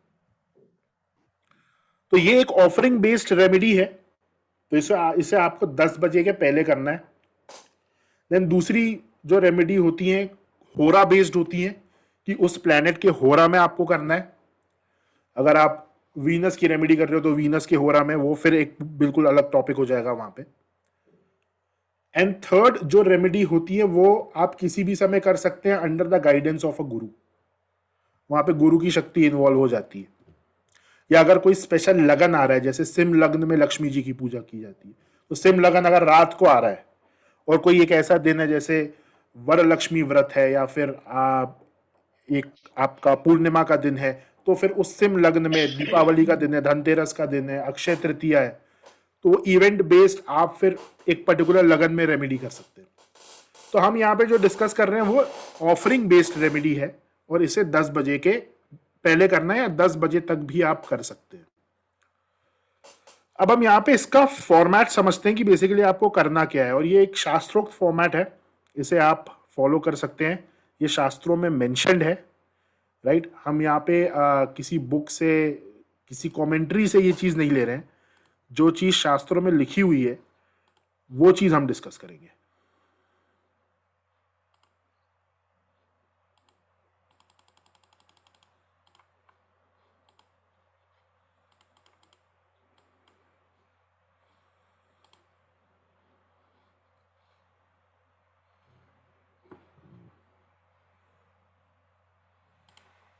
सर मैं ये ऐसे ही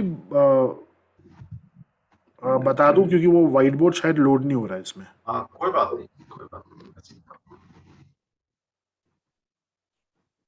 व्हाइट बोर्ड क्यों नहीं हो रहा? हाँ सर, फेल टू लोड बता रहा है, रीड रहा है।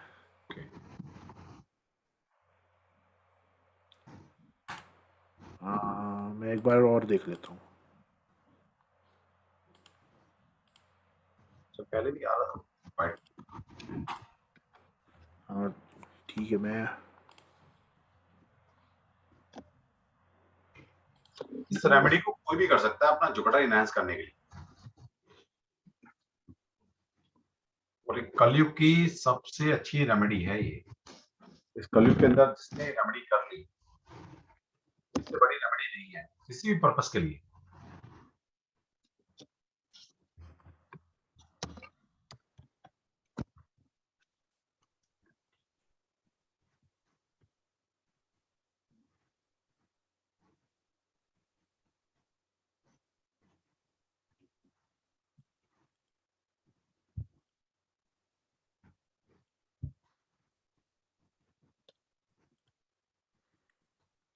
ठीक है। तो ये जो रेमेडी है इसके लिए आपको, जैसे मैंने आपको बताया था कि मेष लगन को समझना बहुत जरूरी है, जो काल पुरुष की कुंडली है।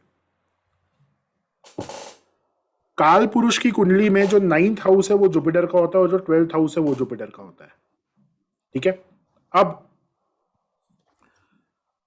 जुपिटर का जो डे है दैट इज थर्सडे, जो नंबर है वो है 3, सिग्निफिकेटर येलो कलर की स्वीट्स, पंडित, ब्राह्मण, साधु, संत, ये सारे सिग्निफिकेटर्स हैं। अब हम इन सबको कंबाइन करेंगे। हम थर्सडे वाले दिन हनुमान मंदिर में जाएंगे।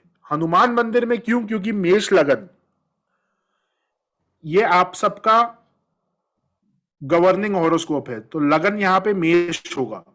मेष लगन के जो स्वामी है वो है Mangal. Mars is the lord of Mesh and Hanuman ji is the deity for Mesh लगन।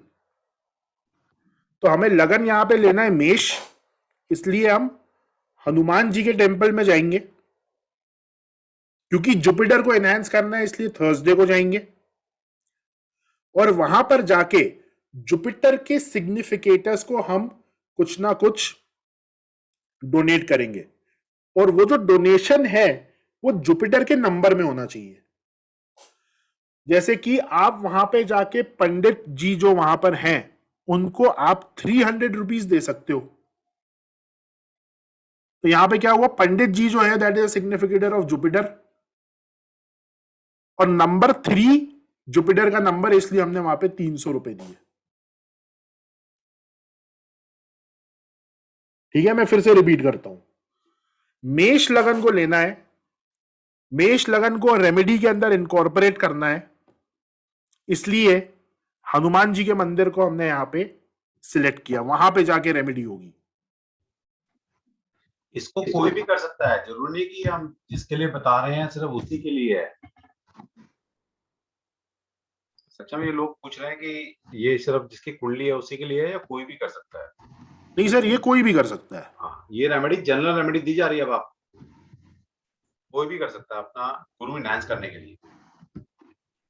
या आपको अगर नहीं पता कि आपका गुरु स्ट्रांग है या वीक है, आपको कोई भी प्रॉब्लम हो रही होगी और वो प्रॉब्लम कहीं ना कहीं जुपिटर उसमें इफेक्ट करेगा ही करेगा, तो आप उस प्रॉब्लम के लिए ये चीज कर सकते हैं। तो जुपिटर को आपने इनकॉर्पोरेट कर दिया थर्सडे को जाकर, राइट। सो हनुमान जी के मंदिर में जाना है क्योंकि मेष लगन को इनकॉर्पोरेट करना है।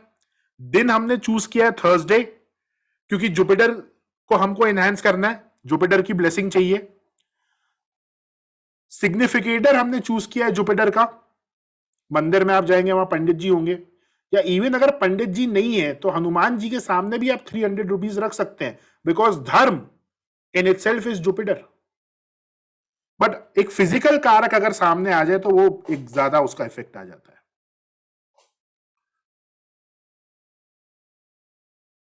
और 3 नंबर को आपको इनकॉर्पोरेट करना है। अब 3 नंबर को और किस तरह से इनकॉर्पोरेट कर सकते हैं? आप 300 ग्राम पीली मिठाई भी मंदिर में चढ़ा सकते हैं। 300 ग्राम्स ऑफ येलो स्वीट्स, कोई भी पीली मिठाई हो, पीला पेड़ा हो, कुछ भी हो, वो आप ऑफर कर सकते हैं मंदिर में। वहां पे भी 3 नंबर इनकॉर्पोरेट हो गया। अब हो सकता है आप कुछ लोग 3000 रुपए में भी कंफर्टेबल हो, कुछ लोग 30,000 रुपए डोनेट करने में भी कंफर्टेबल हो, कुछ लोग 300 रुपए में भी नहीं हो, तो आप 30 रुपीज कर सकते हैं। देखिए 3 नंबर की इंपॉर्टेंस है, राइट। तो उस 3 नंबर को आप क्रिएटिवली कैसे भी यूज कर सकते हो। आप 3 येलो कलर के वो जो गेंदे के फूल आते हैं वो भी ऑफर कर सकते हो, विद एन इंटेंशन कि आपको गुरु की ब्लेसिंग से आपकी जो भी प्रॉब्लम है वो आपकी लाइफ में सॉल्व हो जाए। और ये रेमेडीज वाली क्लास में सर ने मुझे इनवाइट किया था, इसको हमने बहुत डिटेल में एक्सप्लेन किया था। हर प्लेनेट का हमने बताया था कि अगर आपको शुक्र से रिलेटेड प्रॉब्लम है तो अगेन हनुमान जी के मंदिर में ही जाना है, लेकिन फ्राइडे को जाना है। वो रिकॉर्डिंग भी मैं आप सभी के साथ शेयर कर दूंगा, ओके, राइट। वहां पे शुक्र के सिग्निफिकेटर्स को हमको इनकॉर्पोरेट करना है। हनुमान मंदिर में फ्राइडे को जाकर, शुक्र का नंबर है 6, तो 6 व्हाइट फ्लावर्स आपको हनुमान जी को समर्पित करने हैं। व्हाइट फ्लावर्स अगेन शुक्र को रिप्रेजेंट करता है, तो वो हमने हर प्लैनेट के लिए बताया था। यहां पे हम सिर्फ, ये एक फॉर्मेट है, इसमें आप कोई भी प्लैनेट आपका वीक है, आप उस फॉर्मेट में उसको डालिए, आपके पास रेमेडी आ जाएगी। और ये ऋषियों की रेमेडीज हैं, ये हमारे शास्त्रों में लिखी हुई हैं, ये फॉर्मेट लिखा हुआ है। अब उन्होंने ऐसा नहीं लिखा कि आपको 300 ग्राम मिठाई देनी है, उन्होंने क्या लिखा है, उन्होंने फॉर्मेट बताया है कि मेष लगन को इंक्लूड करके, उस प्लैनेट को, उस प्लैनेट के डे को इंक्लूड करके, उसके सिग्निफिकेटर्स को इंक्लूड करके जो रेमेडी करी जाएगी वो आपको रिजल्ट देगी। ये फॉर्मेट ऋषियों ने बताया। अब इसमें हम सारी चीजें ऐड कर रहे हैं कि इस फॉर्मेट में हम किस तरह से चीजों को इनकॉर्पोरेट करें, और वही रेमेडी हम आपको यहां पे बता रहे हैं जुपिटर से रिलेटेड। अब देखिए सर, यहां पे एक बहुत ही इंटरेस्टिंग बात है, हमने पिछले सेशन में ये बताया था कि कलयुग की सबसे बड़ी रेमेडी है विष्णु सहस्त्रनाम। और अभी सर आपको बताएंगे, ये मैं नहीं कह रहा हूं, ये सर के भी जो गुरु हैं श्री KN राव सर, उन्होंने ये चीज बताई है। और एस्ट्रोलॉजी की फील्ड में he is the most learned man alive on this planet. उन्होंने ये बोला है कि अगर आपको जिंदगी में कुछ भी चाहिए तो आपको विष्णु सहस्त्रनाम का पाठ करना चाहिए, और जुपिटर की जो प्राइमरी रेमेडी है that is also Vishnu Sahasranama. बिल्कुल, मेरे गुरु है श्री KN राव, आप गूगल पर सर्च कर सकते हैं। मतलब कंटेंट वाइज आज की डेट में अर्थ पर उनसे ज्यादा नॉलेज ज्योतिष फील्ड में किसी को नहीं। राइट। का ऐसा मानना था कि कलयुग के अंदर सबसे जो रामबाण रेमेडी है वह विष्णु सहस्त्रनाम। अब क्यों उन्होंने बोला ऐसा, अब ये सक्षम आपको बताता है कि क्यों कलयुग की सबसे रामबाण, सबसे इफेक्टिव, सबसे बड़ी रेमेडी है, ऐसा है क्यों? क्या सक्षम?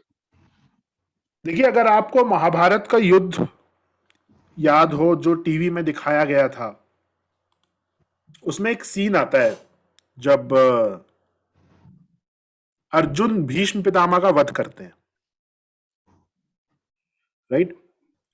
आप लोगों ने देखा होगा टीवी सीरियल के अंदर।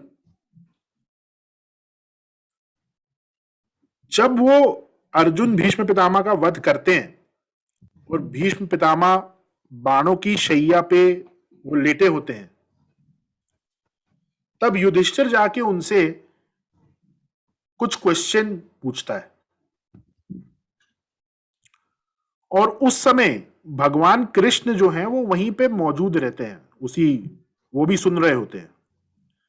तो अब युधिष्ठिर ने जो क्वेश्चंस पूछे थे, वो अगर पीडीएफ मेरे पास अभी है तो मैं शेयर आपके साथ जरूर करता हूं। इन केस अगर वो मेरे दूसरे सिस्टम में होगी देन हम आपको सेंड कर देंगे, आप अपने एंड पे उसे देख सकते हैं।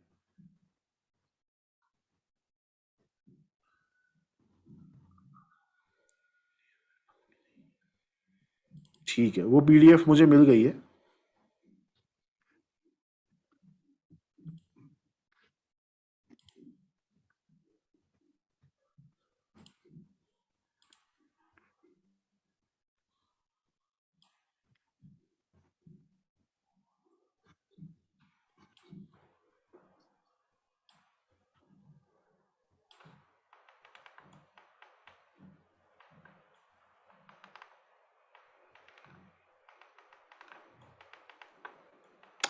यहां से युधिष्ठिर उवाच, राइट? सो युधिष्ठिर ने क्या क्वेश्चन पूछे भीष्म पितामह से जब वो बाणों की शैया पे लेटे हुए थे?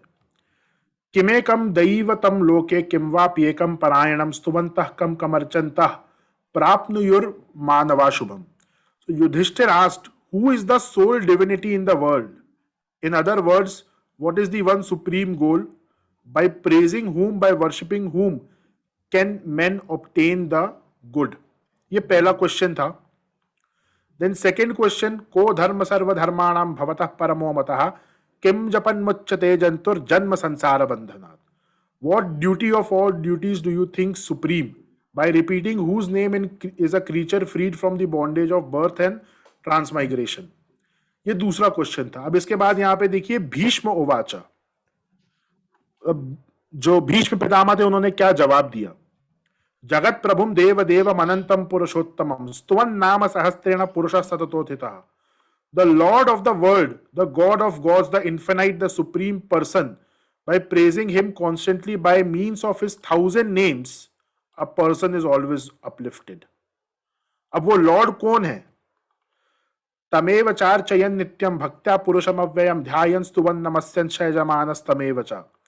And by worshipping him alone constantly with devotion, the imperishable person, by meditation on him, by praising him, and by prostrating to him alone, the worshipper, the aspirant is freed from, freed का मतलब यहां पे ये कि हर तरह के दुख से आपकी मुक्ति होती है। अब इस श्लोक में वो बता रहे हैं कि किसके 1000 नाम?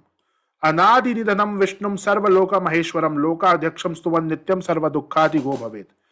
Having neither the beginning or end, Vishnu, the great Lord of all the worlds, the witness of the world, by constantly praising him, one can pass beyond all sorrows. तो भीष्म पितामह ने ये चीज युधिष्ठिर को बताई कि विष्णु जी के 1000 नामों का स्मरण करने से आपके जो भी सोरोज हैं आप उनको पास कर सकते हैं। और फिर उन्होंने यहां पे वो 1000 नाम बताने चालू करे।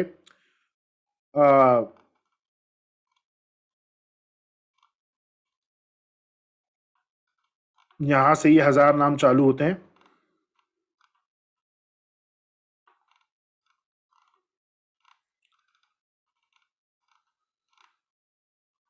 यहां से विश्वम विष्णु वषटकारो भूत भव्य भवत प्रभु भूतकृत भूत भृत भावो भूतात्मा भूत भावना। तो ये 1000 नाम भीष्म पितामह युधिष्ठिर को बता रहे हैं, और जब ये 1000 नाम वो बता रहे थे तब भगवान कृष्ण वहीं पे मौजूद थे। एंड भगवान कृष्ण वॉज द अवतार ऑफ लॉर्ड विष्णु।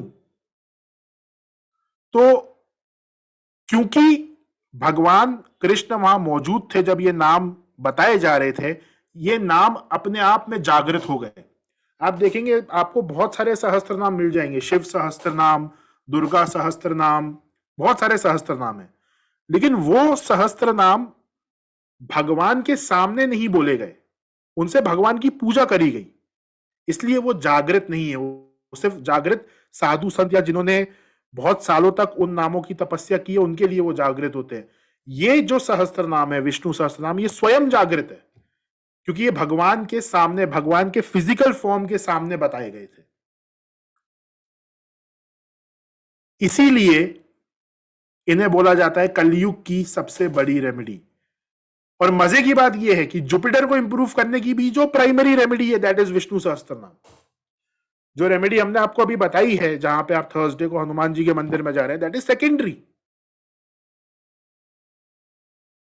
इसलिए के.एन. राव सर ने ये चीज बोली है that everybody should chant these 1000 names of Lord Vishnu.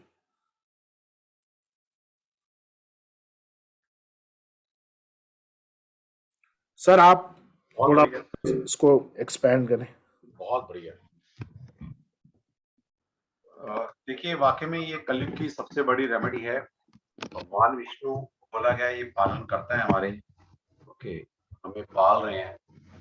अगर पालन करता हो, अगर हम खुश कर लेते हैं किसी भी तरीके से, और ऐसी रेमेडी विष्णु सहस्त्रनाम सोचिए जिसमें भगवान की स्तुति की गई और भगवान के सामने की गई, प्रेजेंट है वहां पर, तो एक एक शब्द इसका मतलब वो जागृत है। तो कल सर एक चीज और मैं ऐड करूंगा, ये आपको गुरु पूर्णिमा के दिन मिली। हाँ, सोचो बहुत बढ़िया, बहुत बड़ी बात है। इसको अभी तो हम इतना नहीं कर पाए इसको, लेकिन हमने एक स्पेशल लेक्चर रखा था सक्षम का इसी के ऊपर, जो कि 2-2.5 घंटे चला था, और हमने सिर्फ इसी के से रिलेटेड वहां चर्चा की थी। ठीक है, तो वो अगर मेरे पास रिकॉर्डेड है वो लेक्चर, वो रहेगा तो मैं आपको भेज दूंगा, सभी को जो मांगेगा उसको दे देंगे, जगह डाल देंगे। नहीं तो शायद मेरे यूट्यूब पर, अच्छा यूट्यूब पर नहीं था, वो थोड़ा सा दिक्कत आ गई थी, वो पासवर्ड नहीं है हमारे पास। तो बेसिकली क्या होता है, जब आप कोई चीज करते हैं उसके लॉजिक क्या है, ऐसा नहीं है हमारे ऋषियों ने, हमारे वैदिक सिस्टम के अंदर वो भी चीज इलॉजिकल है ही नहीं। शास्त्रों में जो लिखा हुआ है उसका लॉजिक है। तो ठीक है, हमारे में इतनी शक्ति नहीं है, हम इतने ज्ञानी नहीं है, हम उसको समझ ना पाए कि ऋषियों ने लिखा है इसका पर्पस क्या है, वो अलग बात है। लेकिन हमारे लिटरेचर में कोई एक भी चीज लिखी है उसका एक मतलब है, एक मतलब है।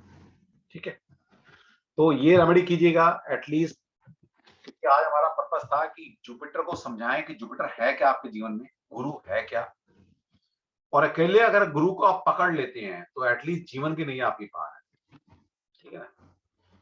और सबसे अच्छी रेमेडी आपको सक्षम ने आज दे दी है जुपिटर की।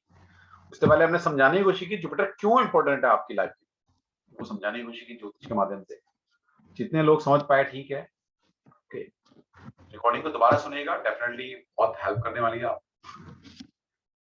ओके, यस सक्षम। देखिए सर एक चीज और है, जैसे मैंने बहुत बार देखा है कि शास्त्रों में जो चीज लिखी होती है उस पर एक क्वेश्चन मार्क आ जाता है। हाँ, और बोलते हैं कि ये लॉजिकल नहीं है। हाँ, अब देखिए मैं आपको ये एक बहुत इंपॉर्टेंट चीज क्लियर करना चाहता हूँ।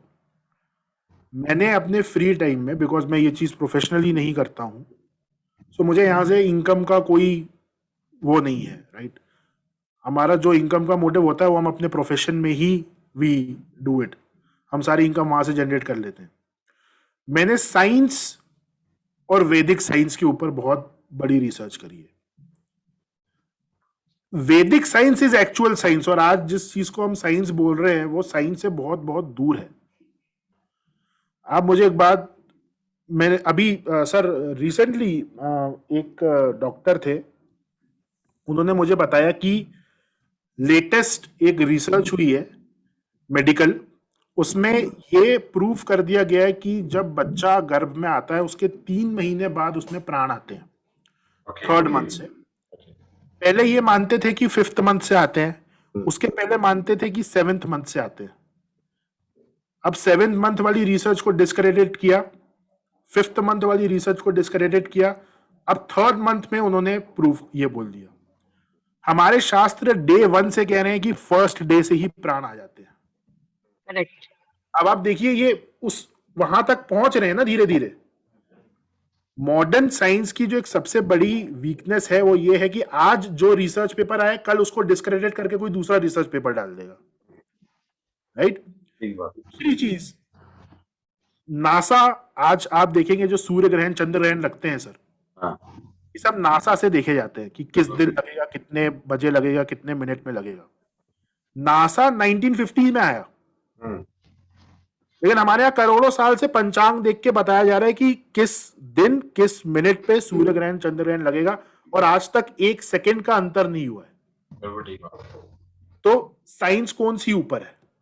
ऑब्वियसली भाई देखो, वैदिक साइंस ने, अभी हमारे पास बहुत सारी मिसाइल्स हैं, तो मिसाइल ऐसी तो है नहीं ना कि मारकर वापसी आ जाए। जो युद्ध दिखाए गए हैं, चल रहे हैं, वापसी आ रहे हैं, वो तो वैदिक साइंस थी। सोचो कितने कैसे कैसे वेपन लोग उसको बोल देते हैं, लोग उसे अंधविश्वास बोल देते हैं, but that is actually science. आप अभी तक उस लेवल तक नहीं पहुंच पाए हो साइंस के ज्ञान में। एक इसमें सर एक इंटरेस्टिंग पॉइंट मैं आपको और बताता हूं। जुपिटर की जो साइकिल होती है वो 12 साल की होती है। 12 साल की होती है। मॉडर्न साइंस को अभी 20-25 साल पहले ये चीज पता चली है कि जुपिटर की साइकिल 12 साल की होती है। लेकिन हमारे यहाँ पे जो कुंभ लग रहा है करोड़ों साल से, वो अगर उज्जैन में इस बार लगा है तो 12 साल बाद उज्जैन में वापस लगेगा। तो ये 12 ही नंबर क्यों है? क्योंकि जब जुपिटर सिंह राशि में होता है तब उज्जैन में सिंहस्थ लगता है। फिर 12 साल बाद वापस से जुपिटर जब सिंह राशि में आएगा फिर से उज्जैन में सिंहस्थ लगेगा। मतलब हमको ये चीज करोड़ों साल से पता है कि जुपिटर की साइकिल 12 साल की है, जो अभी मॉडर्न साइंस को 20-25 साल पहले पता चला है। ठीक बात है, बिल्कुल ठीक बात है, बहुत बढ़िया।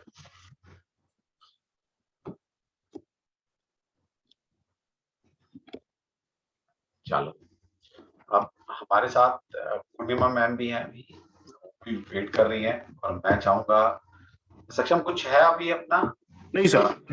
ओके ठीक है, चलो कभी रहेगा तो सक्षम का फिर से एक अलग से इसके ऊपर एक लेक्चर कराएंगे 2-2.5-3 घंटे का विष्णु सहस्त्रनाम के ऊपर ही, और आपको मजा आएगा सुनकर। ओके, इसकी प्रोनाउंसिएशन भी बहुत अच्छी है, सक्षम कर लेता है, मेरे से तो नहीं होती बिल्कुल भी। आज हमारे साथ पूर्णिमा मैम भी हैं, और हमारी एस्ट्रो गैलेक्सी की सीनियर मोस्ट फैकल्टी मेंबर हैं या परिवार का सदस्य हैं, और मैं चाहूंगा कि वो भी कुछ आज, क्योंकि गुरु पूर्णिमा है, जितना हम दे सकें जुपिटर या चंद्रमा का कुछ भी एक ऐसी चीज, ताकि जिससे जो हमारे स्टूडेंट हैं वो अपने जुपिटर को एनहांस कर सकें या अपने चंद्रमा को स्टेबल कर सकें। यस पूर्णिमा मैम, मैं आपको इनवाइट करता हूँ। जी नागेश जी, वैसे तो सक्षम ने काफी कुछ क्लियर कर दिया है, उन्होंने किसी के लिए कुछ बोलने के लिए छोड़ा नहीं है, फिर भी आपने मौका दिया है तो थोड़ा सा तो जरूर बोलूंगी, जो भी मेरी सूक्ष्म नॉलेज है उसके हिसाब से जरूर बोलूंगी। थैंक यू सक्षम, काफी कुछ आपने आज ये ज्ञान बांटा है, मोस्ट वेलकम।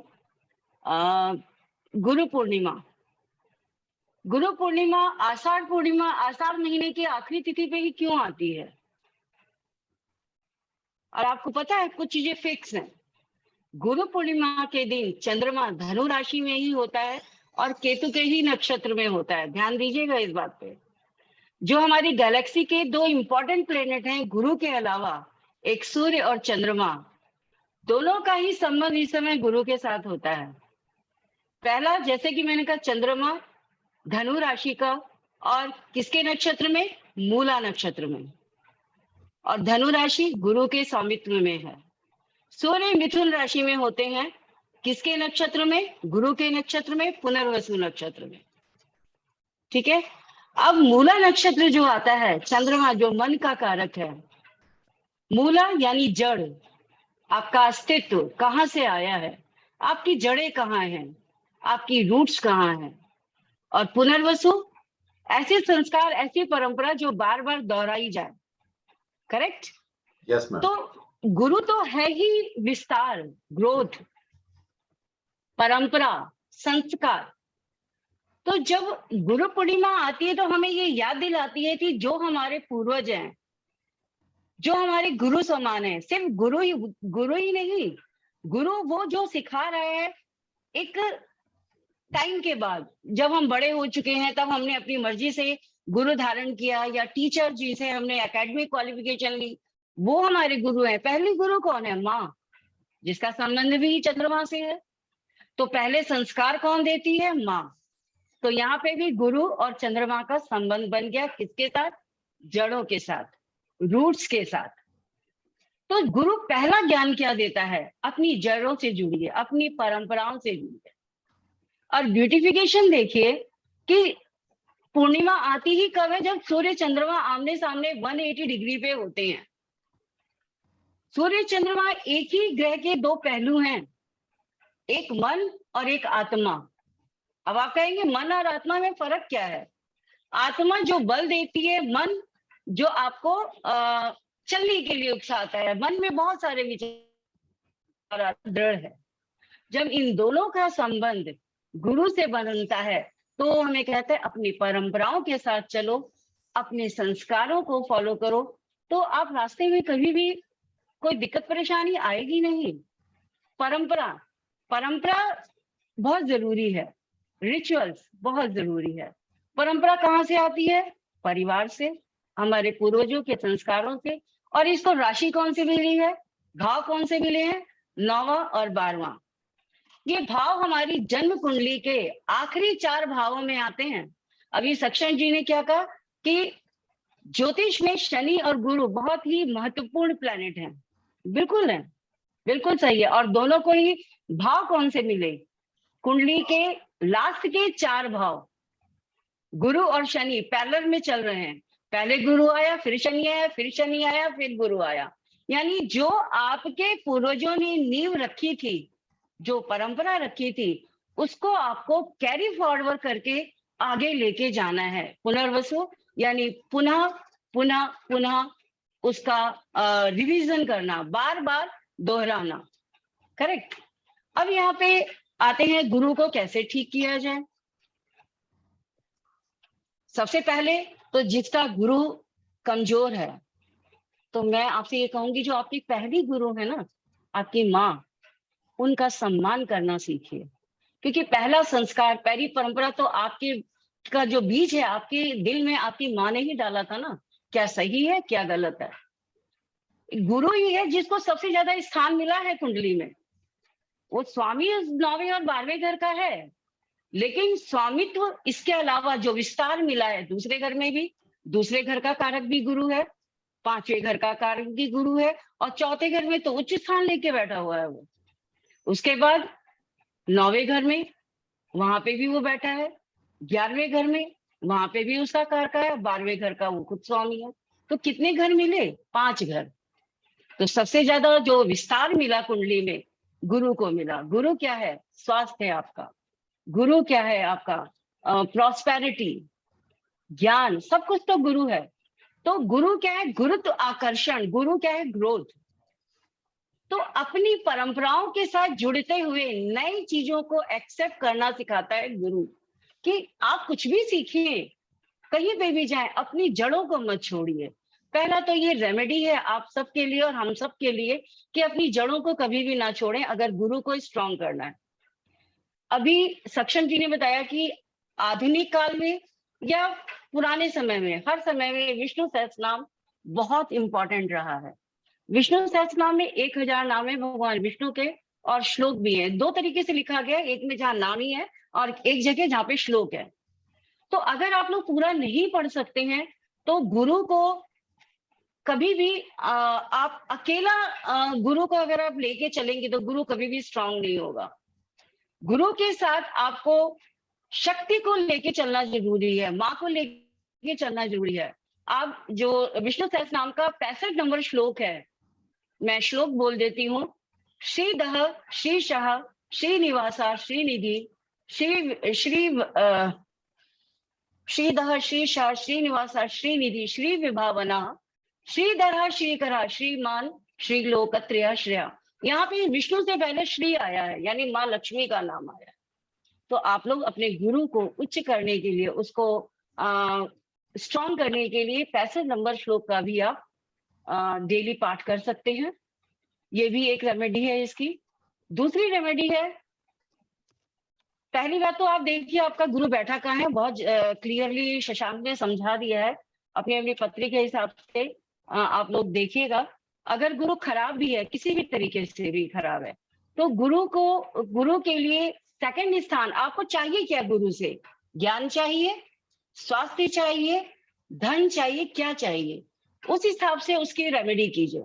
अगर आपको धन चाहिए, कुटुंब चाहिए, परिवार अच्छा चाहिए, तो अपनी केसर का तिलक या हल्दी का तिलक अपने माथे पे जरूर लगाइए, क्योंकि सेकंड हाउस धन का भाव है, कुटुंब का भाव है। ठीक है, गुरु 9वें घर में बैठा है, अपने धर्म का पालन कीजिए। और सबसे सिंपल रेमेडी मैं बता रही हूँ यहाँ पे, गुरु कैसे भी खराब हो, खराब पोजीशन में हो, नीच का हो, खराब भाव में बैठा हो, पलाश के फूल आप लोगों ने देखे होंगे, सुने होंगे। पलाश 3 तरीके का होता है, एक लाल रंग का, एक पीले रंग का और एक सफेद रंग का। सफेद पलाश के फूल मिलने थोड़े दुर्भर होते हैं, और लेकिन पीले पलाश और लाल पलाश मिल जाते हैं। और आज के इस आधुनिक समय में तो अमेज़न पे सब कुछ अवेलेबल है। फ्रेश नहीं मिलेंगे, सूखे हुए मिलेंगे, लेकिन मिलेंगे जरूर। पलाश के फूल को आप ले लीजिए और पानी में रात को भिगो दीजिए। जो उसका पीला रंग है ना, फूलों का नेचुरल कलर है वो आप सुबह देखेंगे कि आपके पानी का जो कलर है ना, केसरी रंग में हो जाएगा। आप सुबह उससे स्नान कीजिए, पलाश के फूलों के जल से स्नान कीजिए। आपका जुपिटर स्ट्रांग होगा, चाहे जुपिटर राहु से खराब हो रहा हो, चाहे जुपिटर शनि से खराब हो रहा हो, जुपिटर नीच का बैठा हो, जुपिटर अशुभ भाव में बैठा हो, कैसे भी बैठा हो, आप पलाश के फूलों से के पानी से स्नान कीजिए, आपको बहुत अच्छा फल मिलेगा। दूसरा, अगर आप पलाश के फूल अवेलेबल नहीं, क्योंकि ये बहुत कम समय के लिए होते हैं, गर्मी के मौसम में होते हैं, कुछ ही क्षेत्रों में होते हैं, जैसे ये झारखंड और इधर इस साइड में ज्यादा होते हैं। हमारे मेट्रो सिटीज में तो बहुत रेयर ही देखने को मिलते हैं। कहीं कहीं मैंने देखा है आज की डेट में तो रोड साइड पे वो लाल रंग के तो मिल जाते हैं, येलो मिलने और भी मुश्किल है, तो अमेज़न पे आप लोग को मिल जाए। दूसरा एक क्वेश्चन उठता है, मेरे ख्याल से नेट का कुछ इशू है। नहीं मैम, आपकी आवाज आ रही है, कोई दिक्कत नहीं है। हेलो हेलो, हाँ मैम आपकी आवाज आ रही है। अच्छा, सॉरी। हाँ बिल्कुल क्लियर आ रही है, कोई दिक्कत नहीं। दूसरा, अगर आपके पास पलाश के फूल अवेलेबल नहीं है तो केसर ले लीजिए। केसर को दूध में भिगो दीजिए और सुबह जब आप शावर जेल से नहा लें या जो साबुन आप यूज करते हैं उससे नहा लें, तो आप लास्ट में केसर, जो दूध में मिला हुआ केसर है, वो एक 2-3 डिब्बे पानी में डाल लीजिए और लास्ट में उससे स्नान कीजिए, तो आपको दूध भी मिल गया, चंद्रमा का भी साथ